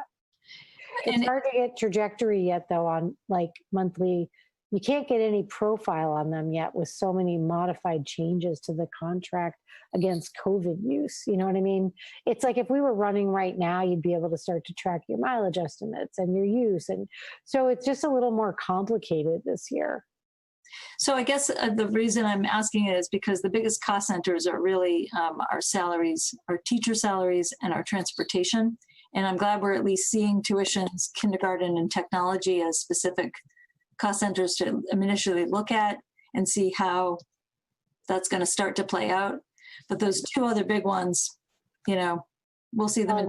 And SPED, special education support services, to provide for every student at our district at a high level so that every child gets what they need to learn effectively, and to have access, is 22% of your overall budget. So you see that 500,000 growing there, again, like there's all the SPED budget is also always at play. Special education being, again, dollars in special education are dollars for the whole budget. I think that's why we don't break it out separately. Like I don't tend to call it out. We look at it at circuit breaker because it's a finite financial piece, but the special education budget to me is general fund budget, and it's just part of general education because some districts don't do that and they lean on that number. But for me, anytime you're providing support to a child, you're improving the access of all. It's kind of this lift all boats philosophy. When we're all thriving, we all thrive. So, I think everything we do for all students benefits everyone across that trajectory. So I don't see it as a different budget. But specifically around that weird impact of like what you get for circuit breaker, that's a real cost that we call out. Is the 22% inclusive of the out of district tuitions? Is it 22? Yeah, it's part of that whole package of costs. Okay. And again, when you get your budget, you can literally look at that explicit. And if you want to review it, go back to last year's budget book and you can really see that breakout. And Sherry's always available, as is Irene, to kind of drill down into that at any level you want to look at it. That's what I'll do. I mean, that's a good idea. Yep. Thank you. It's a good exercise. All right. So I would say, yeah, I would say I'm sure, lots of questions are going to come up as people, dig it more into your presentation, think about the numbers. And so I encourage everyone, send your questions. You can send them to me, to Irene, to Amber, and we will either answer your question or hold on to your question, because it may be something that's going to surface at our next presentation, or it could be something that, Irene has to do some research on or dig up. And so it might take a while. So send questions. We will answer them at some point. So it'd be good. Thank you. Thanks for that. So I wanted to have a quick discussion with the committee about returning to in-person meetings. This is something that we've been thinking about. And I had a chance to meet with Shelby Marshall and Karen Henderson and Aiden Horrigan from Westborough TV. And the four of us had a great conversation and thinking about returning to in-person meetings. And Shelby and I were really able to understand from Karen and Aiden some of the impacts of in-person meetings in the time of COVID and what that might look like in both the Great Hall in the Forbes building and the Memorial Hall at Town Hall, because those are the two spaces that are available for us to have our meetings. And so, ever since this whole COVID thing has started and we've started meeting online, we have gotten some feedback from teachers about the optics of the school committee meeting remotely when staff is working in person. And I've also just received some feedback from committee members about feeling a little disconnected with the Zoom meetings and not seeing each other in person. And I think that having our retreat last Friday really, for me personally, helped satisfy some of that like personal connection that we were able to have. So, under the governor's order right now, which I read at the beginning of every meeting, we're allowed to meet remotely without in-person attendance. It's not a violation of open meeting law. It's a change to open meeting law right now. It's a temporary thing, I hope. And we're allowed to meet without any in-person attendance as long as we provide access. So we have Westborough TV to provide the access that people can watch. And then if people want to speak at our meetings, we have access for that too. They email us, we send them the link. It's really super easy. There's also an option that we could meet in person with a restricted audience that has its own set of logistics, and we could meet together still without any in-person attendance. But again, that's a set of logistics, trying to zoom in presenters or people or things like that. So Shelby discussed these ideas with her select board members during their meeting last week. And based on their conversation, they are going to continue to keep their meetings remote. There are a lot of logistics for them. They have a lot of town department heads that, come to their meetings. They have, a wider range of public issues to deal with. So it's working for them and their members, and they're going to stick with the remote meetings. And if anyone's interested, you can just look at that portion of their the select board meeting from last week to see the discussion that they had. But I thought it would be important maybe just to hear from Aiden, if you don't mind. I've asked him to join us. Usually we just see Aiden as Westborough TV, but he's a real person.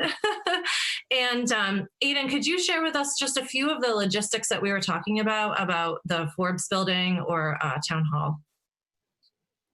Of course, it's nice to be, pulled back from behind the curtain finally. But so right now we're set up pretty well to do sort of a hybrid meeting in the town hall.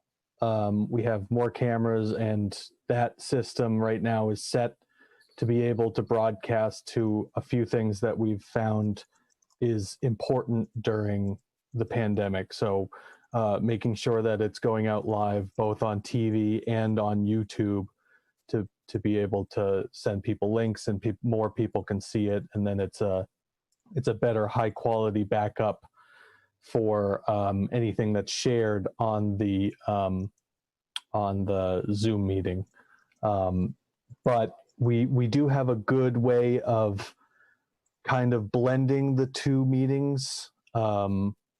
If some people were going to be, say the board members were going to be, or the committee members were going to be in the room, and then presenters or other people who might be attending the meeting could zoom in and join the meeting that way. As for the Forbes building, we're in the process of getting that system up to that level where we can broadcast both the TV and YouTube at the same time. The room does have a few perks for the pandemic, where it's a bigger space, people can be spread out more easier, but that also comes with camera angles. Right now it's set up so that the cameras can be getting the people who are sitting at the main table. So if people are spread out, we'll have to rearrange a few things. We have to get a new streaming computer to be able to go out to YouTube. So we're close with having the Forbes building ready to go for hybrid meetings. But right now we could do meetings in the town hall if need be, but that's up to you guys. Yeah, I think one of the things we were talking about was in the town hall, having enough space for all of us to be socially distanced. And we were talking about maybe having some of our members spread out along the front desk, but then some members like down in front. But that podium at town hall, as all of you know, doesn't move. So if someone were sitting in the front row or even had like a table there, the camera behind that, like traditionally was like behind me facing the podium, would have trouble catching people if they were spaced out, because they might be sitting behind the podium or off the side. I mean, I feel like the camera angles in there are tricky. They can be, though with a few modifications and moving around some of the cameras that we already have in there, we could add better angles and better coverage for that room for people if we wanted to spread out or put people in the front row of the audience. We could get those cameras up higher so they would go above people's heads, and we could have it be a remote camera, so one camera could cover a wide range of people and zoom in if someone's talking, or get a wide shot if it's a whole group of people. Okay. Oh, I have a question. Sorry. Good. It's Sarah. So what would I'm having trouble visualizing like what it would look like if we're sitting in a room, but then someone's calling, like last time we had a librarian Nita Sanucci here. We had people celebrating her and things like, what would it look like either on the screen or for us in the room? Would we just hear the person? I don't know. I can't wrap my head around what it would all look like, but maybe Aiden could shed some light on that for us. So we've kind of already done a hybrid meeting before. You can go back and watch the meeting that they had with the DPW director, Chris Pyant. He called in from Germany, and what we had there was a Zoom call like this, and it was up on both the wall behind the main desk, the wall on the side, and on the front of the podium. There's a TV that has anything that is run through the system goes to that TV. So basically, the Zoom call, the people who would be remote would be that it would almost be that camera angle, and that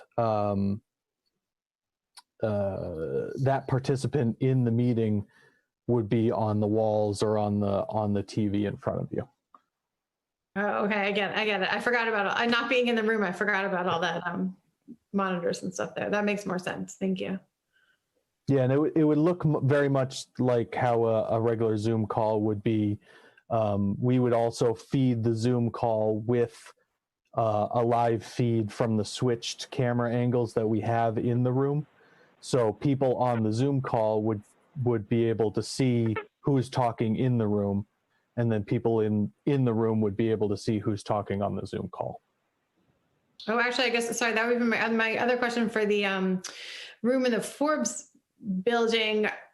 is the camera able to switch so you can better see who's speaking? Because I know the other times we've had meetings in there, it just seems to be a pan shot of the room, and it's hard unless someone says, like we do on here, like, oh, hey, it's Sarah, and then you say what you need to say. It's hard to determine in that room too, I think, for viewers of who's actually speaking, especially if we're wearing masks too. Yeah, so one of the upgrades that we have done to the Forbes building, and which is in there now, are 3 pan, zoom, tilt cameras. So remote control up in the projector room, we can switch between them and we can move them so that we can see, you know, if someone's moving on the other side of the room, we can pan it so that we can see who's talking. So those have been installed, and I think that will help within that room. Another part of the Forbes that we would have to work around is the monitors. So right now in the Forbes building, we only have the projector screen that's behind the main desk as the monitor for what you would be seeing on the Zoom call. We don't have one on the podium, and we don't have a second one up on the wall. So it would be looking into how do we supplement that so that more people would be able to see as they're spread out. So I was going to say, I think that I would like to hear from committee members about their feelings about meeting in person. Do they think that that would be more productive than what we're doing now, versus the ease of the Zoom? I would like to hear from committee members, like weighing the pros and cons, just their thoughts on meeting in person versus staying with a remote meeting. Well, I would be interested in terms of, let's say, the recommendation of Westborough TV as to which room they would suggest, and that we hold perhaps a meeting or two from now, once that gets settled, and try it out. Because, you know, as far as meeting in person, I think it's a better deal than what we're doing here on Zoom. Since at this point we have the choice of continuing to hold meetings without the public attendance, or even perhaps an isolated part of the room that people could come in. Obviously, someday we're going to go back to meeting in person and with people in the room. But I would be interested to see how it would work, because, you know, it's fairly limited in terms of how good the presentation can be on the tube. It's not bad on Zoom, but I don't think it's so great on television. That you can't see an awful lot because of how far away the image is. So anyway, that's my feeling. And to the extent, let's say, for example, the way we were sitting during the retreat, if you had a ring of people that were, you know, around the outside, and you could have a camera on each one of those, we were far enough separated so that we wouldn't even have to have a mask. Meanwhile, those that wanted to could sit at the, you know, at the table, if you will, where normal people for a meeting would sit. You know, if there's enough cameras in there to deal with that by switching back and forth, actually, I think that's a pretty comfortable setting. I was very comfortable during the retreat, being able to discuss stuff at depth. So, and certainly seeing you all, it was a pleasure to see everybody after 6 months in hiding. So I thought it was okay. Yeah. Thanks for offering your views on that. Lisa, you want to share? So I'm open to the meeting in person. I think the retreat really did show that it was great to be back in person. I would look forward to it. The one thing I wondered is, I of course don't want Westborough TV to have to, you know, add any additional equipment, or you know, for this purpose, considering that someday we'll go back. But the one thing I wondered is, can you remain in a Zoom meeting with a computer in front of you, so that you wouldn't need extra monitors, but we would technically be live in a place with each other, but in Zoom so that we could see either whoever was not there in case someone did not want to meet in person, or we have a citizen's request with someone who does not want to be in person when they come forward. I think that would be on a, figure out kind of basis. Yeah, I think we had talked about that. Maybe that would work. I don't know, because Westborough TV has to then broadcast the Zoom and the us it live from the room. So there's a lot to get on the screen too. So Raghu, did you have anything you wanted to share? Yeah, my take was, I would love to meet in person, when we should be spaced well enough that we can take off the masks. The last thing we want to do is sit there with our masks on. So as long as that can be done, I think it's a good idea. The logistics of how it can be broadcast if we are spread out that way, because we are thinking we are committee members plus Irene, plus Amber, plus Daniel, plus Kyla. So there's a bunch of people in the room. So it's not just us. So, and all of us should be spread out 6 feet apart with our masks. So it will take quite a bit of space. And if Westborough TV can work through the logistics to cover all of them, then I think it's a good idea. Okay. Yeah, Sarah. Sure. Yeah. I, of course, think it's a great idea. I would love to see everyone in person. I did enjoy the retreat. I would definitely not be comfortable without masks, though. I just feel like, especially with COVID numbers on the rise right now, and it's something that we ask our staff and students to do. So I just don't see how we could do it without masks. But I mean, I would love to try. I would try it with a mask. I think there's value in both, I guess. Yeah. Lots of pros and cons. I don't know. Yeah, I know. I don't know either, which is why I wanted to surface the discussion tonight. I do agree that I think we would want to meet with masks. And we'd have to decide also whether we're going to meet in person without any in-person attendance, or would we allow in-person attendance? And now with the Governor Baker's new orders going into effect on Friday, I don't know if that affects, there's no more gatherings like larger than like 10 people. So I don't know if that affects now government meetings, if that would force us to stay on Zoom. I don't know. So there's definitely some advantages to meeting like we are now. I can see all of you and hear all of you. And I think the audience members can see it okay on TV. I didn't have to leave my house tonight to drive anywhere. I just walked into my office. So there's definitely like advantages to it, but I do miss the personal interaction. So I think we have a little more thinking to do about it. I'm not going to make any decisions tonight. I'll definitely regroup with you, Aiden, and talk to Karen and kind of think about like what would be our next steps, like in terms of equipment and setup and all that stuff. So, and if anything else comes to anyone, you have a thought about it, just definitely, shoot me an email and, take that into consideration too. So thanks for the good discussion. And I think we're going to move right into our next agenda item, which is to discuss and approve our goals for the school year. So we met in our retreat, and one of the things that we do at our retreat in the fall is look at our school committee goals. So we set goals for the work that we want to do, just like Amber shared her goals with us. It was our turn to set our goals, and we developed a draft of 7 goals this year. We looked at our goals from last year, did some reflection on what had we accomplished, what is ongoing, and what are some new initiatives or goals we want to take on. So I think just for the public, I'll just read through them just to make sure everyone can hear and see them.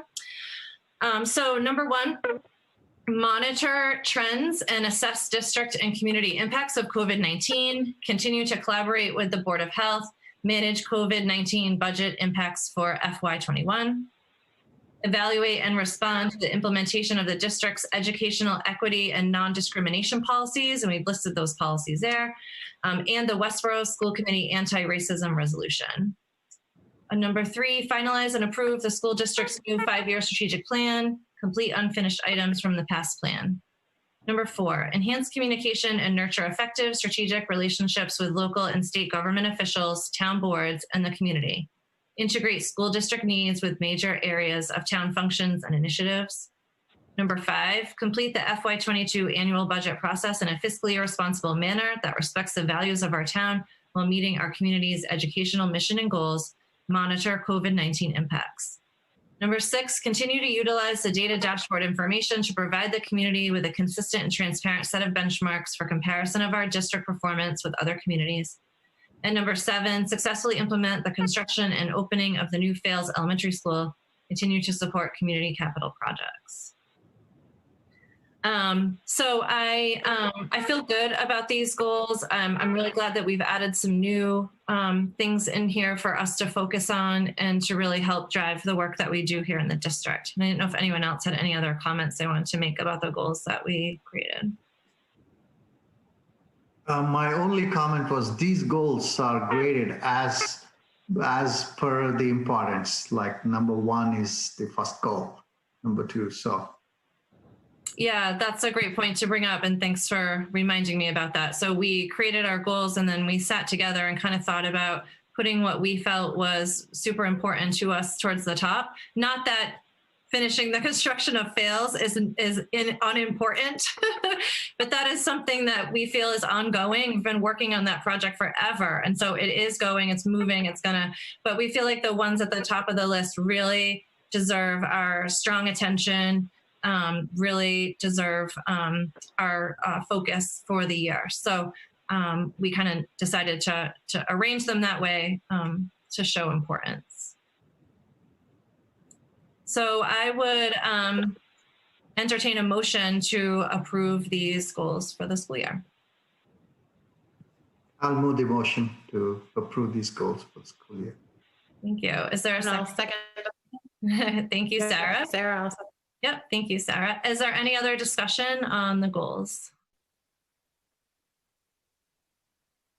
All right, we'll do a roll call vote. We'll start with Sarah. Tula, yes. Raghu. Nandan, yes. Lisa.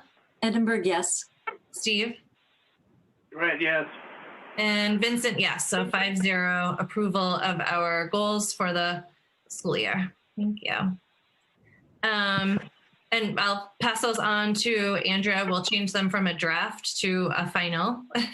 And Andrea will help us put those up on the website. So the school committee website always shares our goals up there each year. So we'll replace our goals from last year with these for this year. Okay, looking at our agenda, we are going to look at a transportation agreement for Fales construction workers.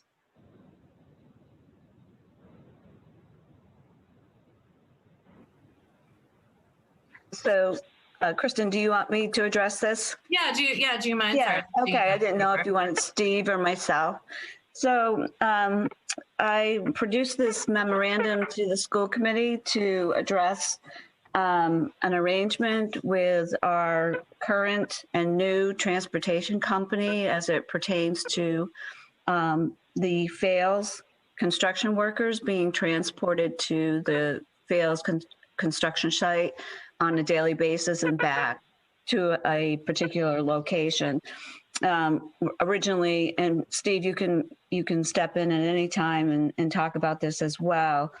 Originally, there was the thought that these subcontractors would carpool and go to the construction site to eliminate a lot of cars being parked on the side of the streets in the neighborhood. That was one of the agreements that was made by the building committee to the neighborhood. But since the onslaught of the pandemic, carpooling is no longer permissible. So because of the social distancing. So the thought was perhaps with this new transportation company, they would be able to negotiate something. We would be able to negotiate something with them to provide some busing with social distancing to and from the site, which would eliminate parking and provide the, it's not carpooling, but it's social distancing, and it would be more efficient. And as it turns out, they have agreed to provide a bus and a driver for free based upon the school committee contract, where they would go, the contractors would park at the I think it's called the Greg's Field parking lot.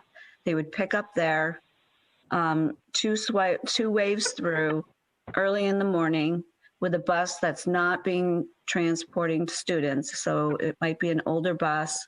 It doesn't disrupt any of the student transportation. Bring them to the site and then pick them up two waves again at the end of the day and bring them back to the parking lot. Now there will be Gilbane, general contractor, will have somebody at the parking lot to make sure that there's social distancing and that there's no issues whatsoever. The transportation company will follow the same disinfecting procedures as they do with our students' transportation. They'll be wearing masks. All the construction workers will be wearing masks. There'll be distance, zigzagging one to a seat, and limited to 21 per bus round. And between the morning and the afternoon runs, the transportation company will fog and disinfect the buses. So I do have details in this memorandum if you want me to read through it, but I thought I would just give you the general concept of what we came to an agreement.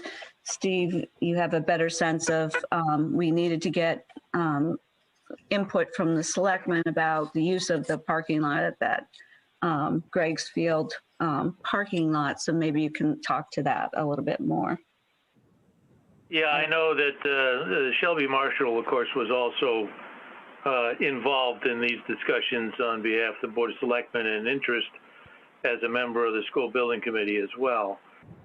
Just to fill in some of the points that you raised, our original contract required the contractors to carpool, knowing that when the project was approved that no parking was allowed on Eli Whitney or the surrounding streets for construction workers. The issue, of course, was that the carpooling was changed by virtue of the order of the governor, who eliminated that possibility for construction workers, which left us stuck between having no contract construction workers or finding a place for them to park. And so from the contractors, from the construction manager's point of view, they came down to the fact that they would supply additional parking spaces on site by utilizing the top of the soil piles that have been stored there. And it was going to cost the project $65,000 in order to create the parking on site. There were other options and they were all much more expensive. So when this opportunity came along, partly because of suggestions by members of the building committee, that we began researching the use of the parking lots at Greg's Field. And Shelby, in discussion with the town manager and other members of the Board of Selectmen, apparently have acquiesced to this, because in talking to the town manager last week, he said it had been discussed by the Board of Selectmen. There didn't seem to be any great problem, and I know it was discussed and approved by the Recreation Commission in terms of using the parking lot, given that during this period of time, which is basically the winter, and hopefully by sometime in the spring or summer, this no carpooling ban will change.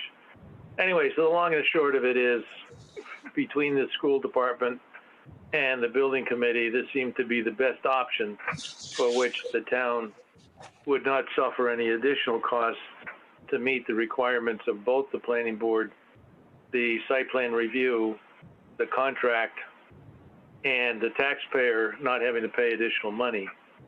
So to us, it seemed like a win-win all the way around, and became even better when we found out that because of the terms of our original contract with the school buses, that this just becomes a different service they're supplying rather than an added service, because on Fridays, of course, we all know that we're not busing kids under the current pandemic rules for the school system.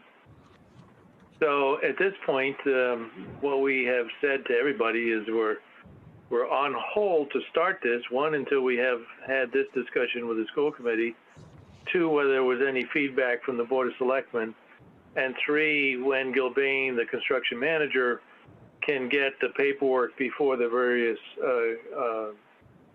subcontractors to execute this. So at this point, we don't need to do this service yet, but it's coming soon.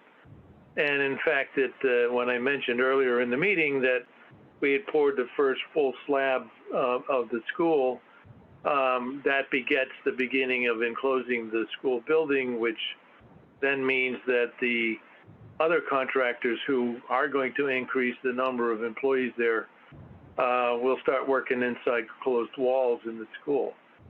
And so that's the reason why the current parking is inadequate, and we need to expand it to, potentially as many as 50 cars. So as Irene said, we're going to do 2 bus rounds in the morning and 2 in the afternoon, with a bus load of 21 people each round. And for the near term, it seems that that's more than sufficient to meet the needs.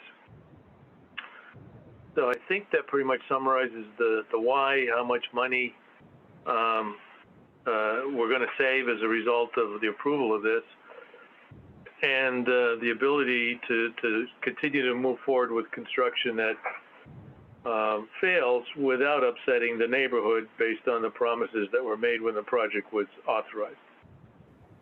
Thank you, So I can answer any other of the questions that deal with the school itself and this program if you'd like, or if you have any. I appreciate the added comment, Steve. I appreciate that. I did want to mention where this is. There's actually 2 parking lots at Greg's Field. One is on Upton Road and one is on Belknap. And this is the one. Yeah, we're actually talking about both of them. Yeah. So you're going to use both parking lots. Is that correct? Or is just the one? Well, there's a total of 78 spaces between the 2. And so I don't think the upper lot, the one that's closest to the ball field, is big enough for all 42 people. But certainly the combination of them is. Yeah, this is, well, thank you, Irene and Steve. And this is a really great solution that the whole town has worked to come up with. And I know that there's no need for a vote by school committee, but we do want to acknowledge this arrangement with NRT. I want to extend my thanks to them in helping us brainstorm and work this out.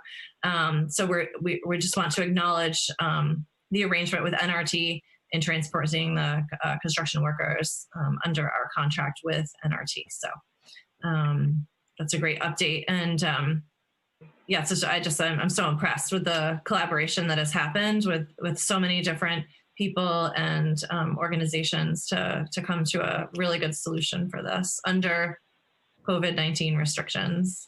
So thanks, everybody. The last thing on our agenda is thinking about Fall Town Meeting. As a reminder, Fall Town Meeting coming right up on a Saturday at 10 a.m. at the high school. And so, Amber, do you want to step us through? Sure. I'm happy to. So there's 2 pieces for us. One is that, we have very little to prepare, which is very nice.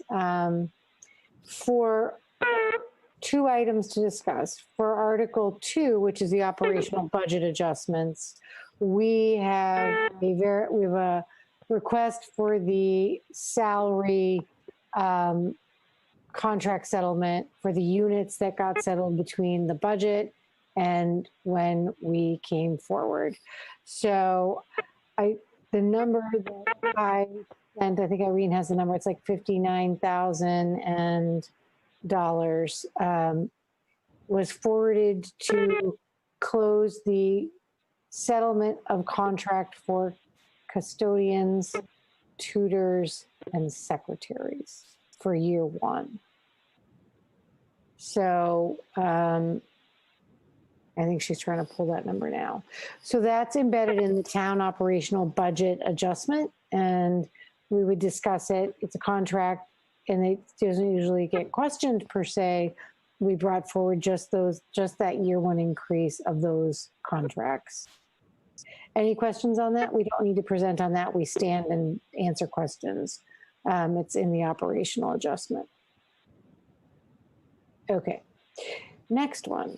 The second one does require a discussion, and I'm going to indicate that for Article 6, which embeds capital request articles, that we still have Article J in there, and there's two items related to this. One, you voted to pass this over, and not to pass it over, but to pull it. You have a vote in one of your past meetings where we were going to pass on this.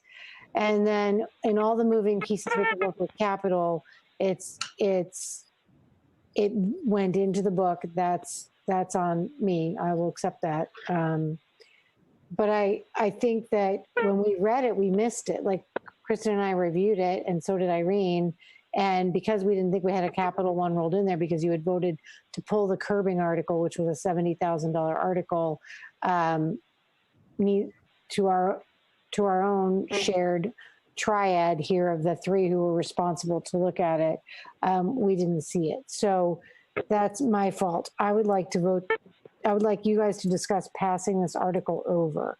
We do not need to do an article specific to this cycle related to the high school, because you had also discussed that we had some remaining funds in the curb and sidewalk island repair area by the track that we could apply against that and do some additional curbing repair that falls within the purview of the article as written. And therefore, we had some savings.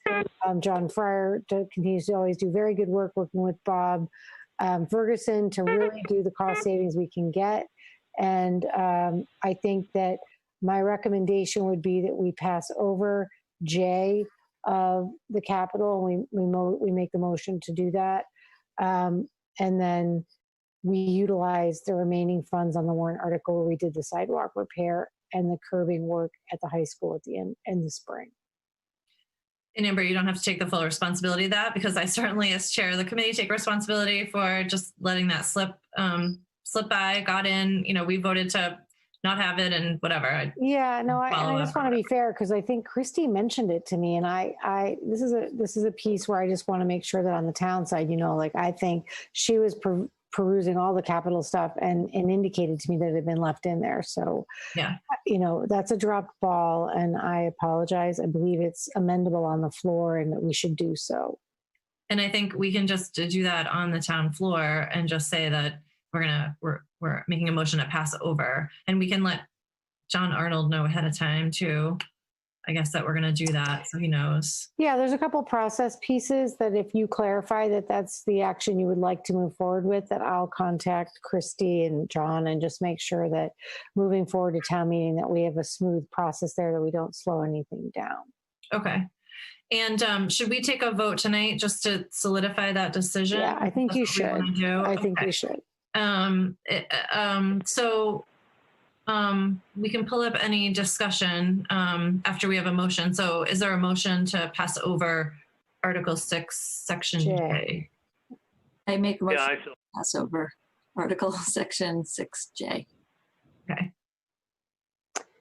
I think we have Steve seconded, so that's good. Steve second. Any other discussion about that?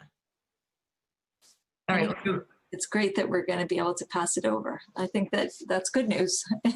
So yeah, it's like sort of unnecessary at this point. Well, given that we have the savings on the other one where we can leverage that repair to just extend down that area, it lets us do that work and not return. Yeah, we don't need to pull on that. So, all right, we'll do a roll call vote. So Sarah. Julie, yes. Raghu.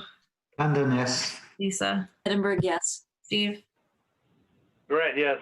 And Vincent, yes, 5-0. So Amber, you can follow up with Christy, and will. we'll figure out Thank that you. process. I Okay, thank you. apologize. No, I apologize as really- well. It's. I appreciate the shared apology because I feel like we can absorb it together, and I will talk.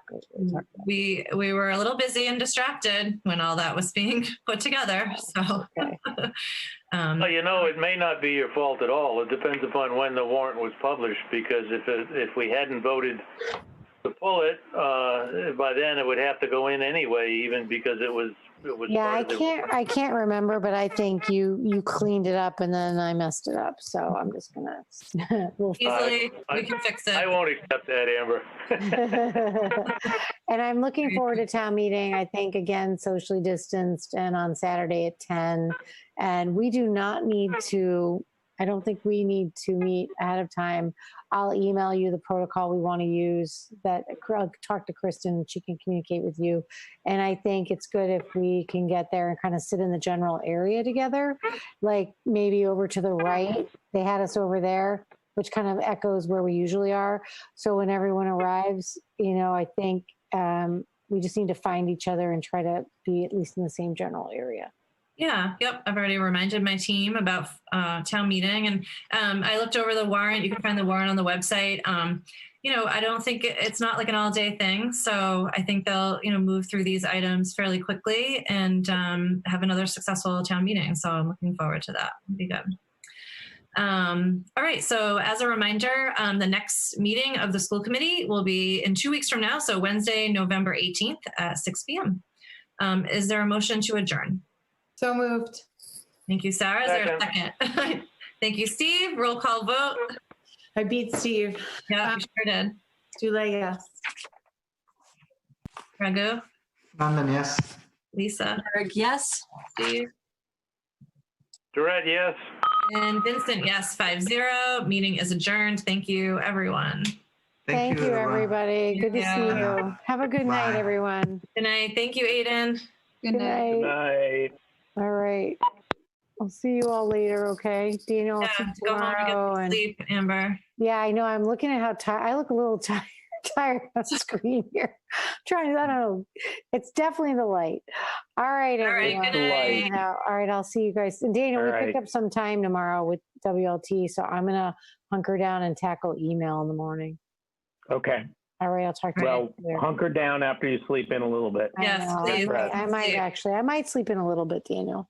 Amber, you did Yeah, a you great should. job with the budget presentation. Thank you. Yeah. Given that it was an emergency, like literally, maybe It I was- should do speed budgeting all the time, right? You should always, yeah, you did great. All right. Thanks, everybody. All right, I'll take talk Sure to care. you did. All right. All right. Bye. Good night. Night.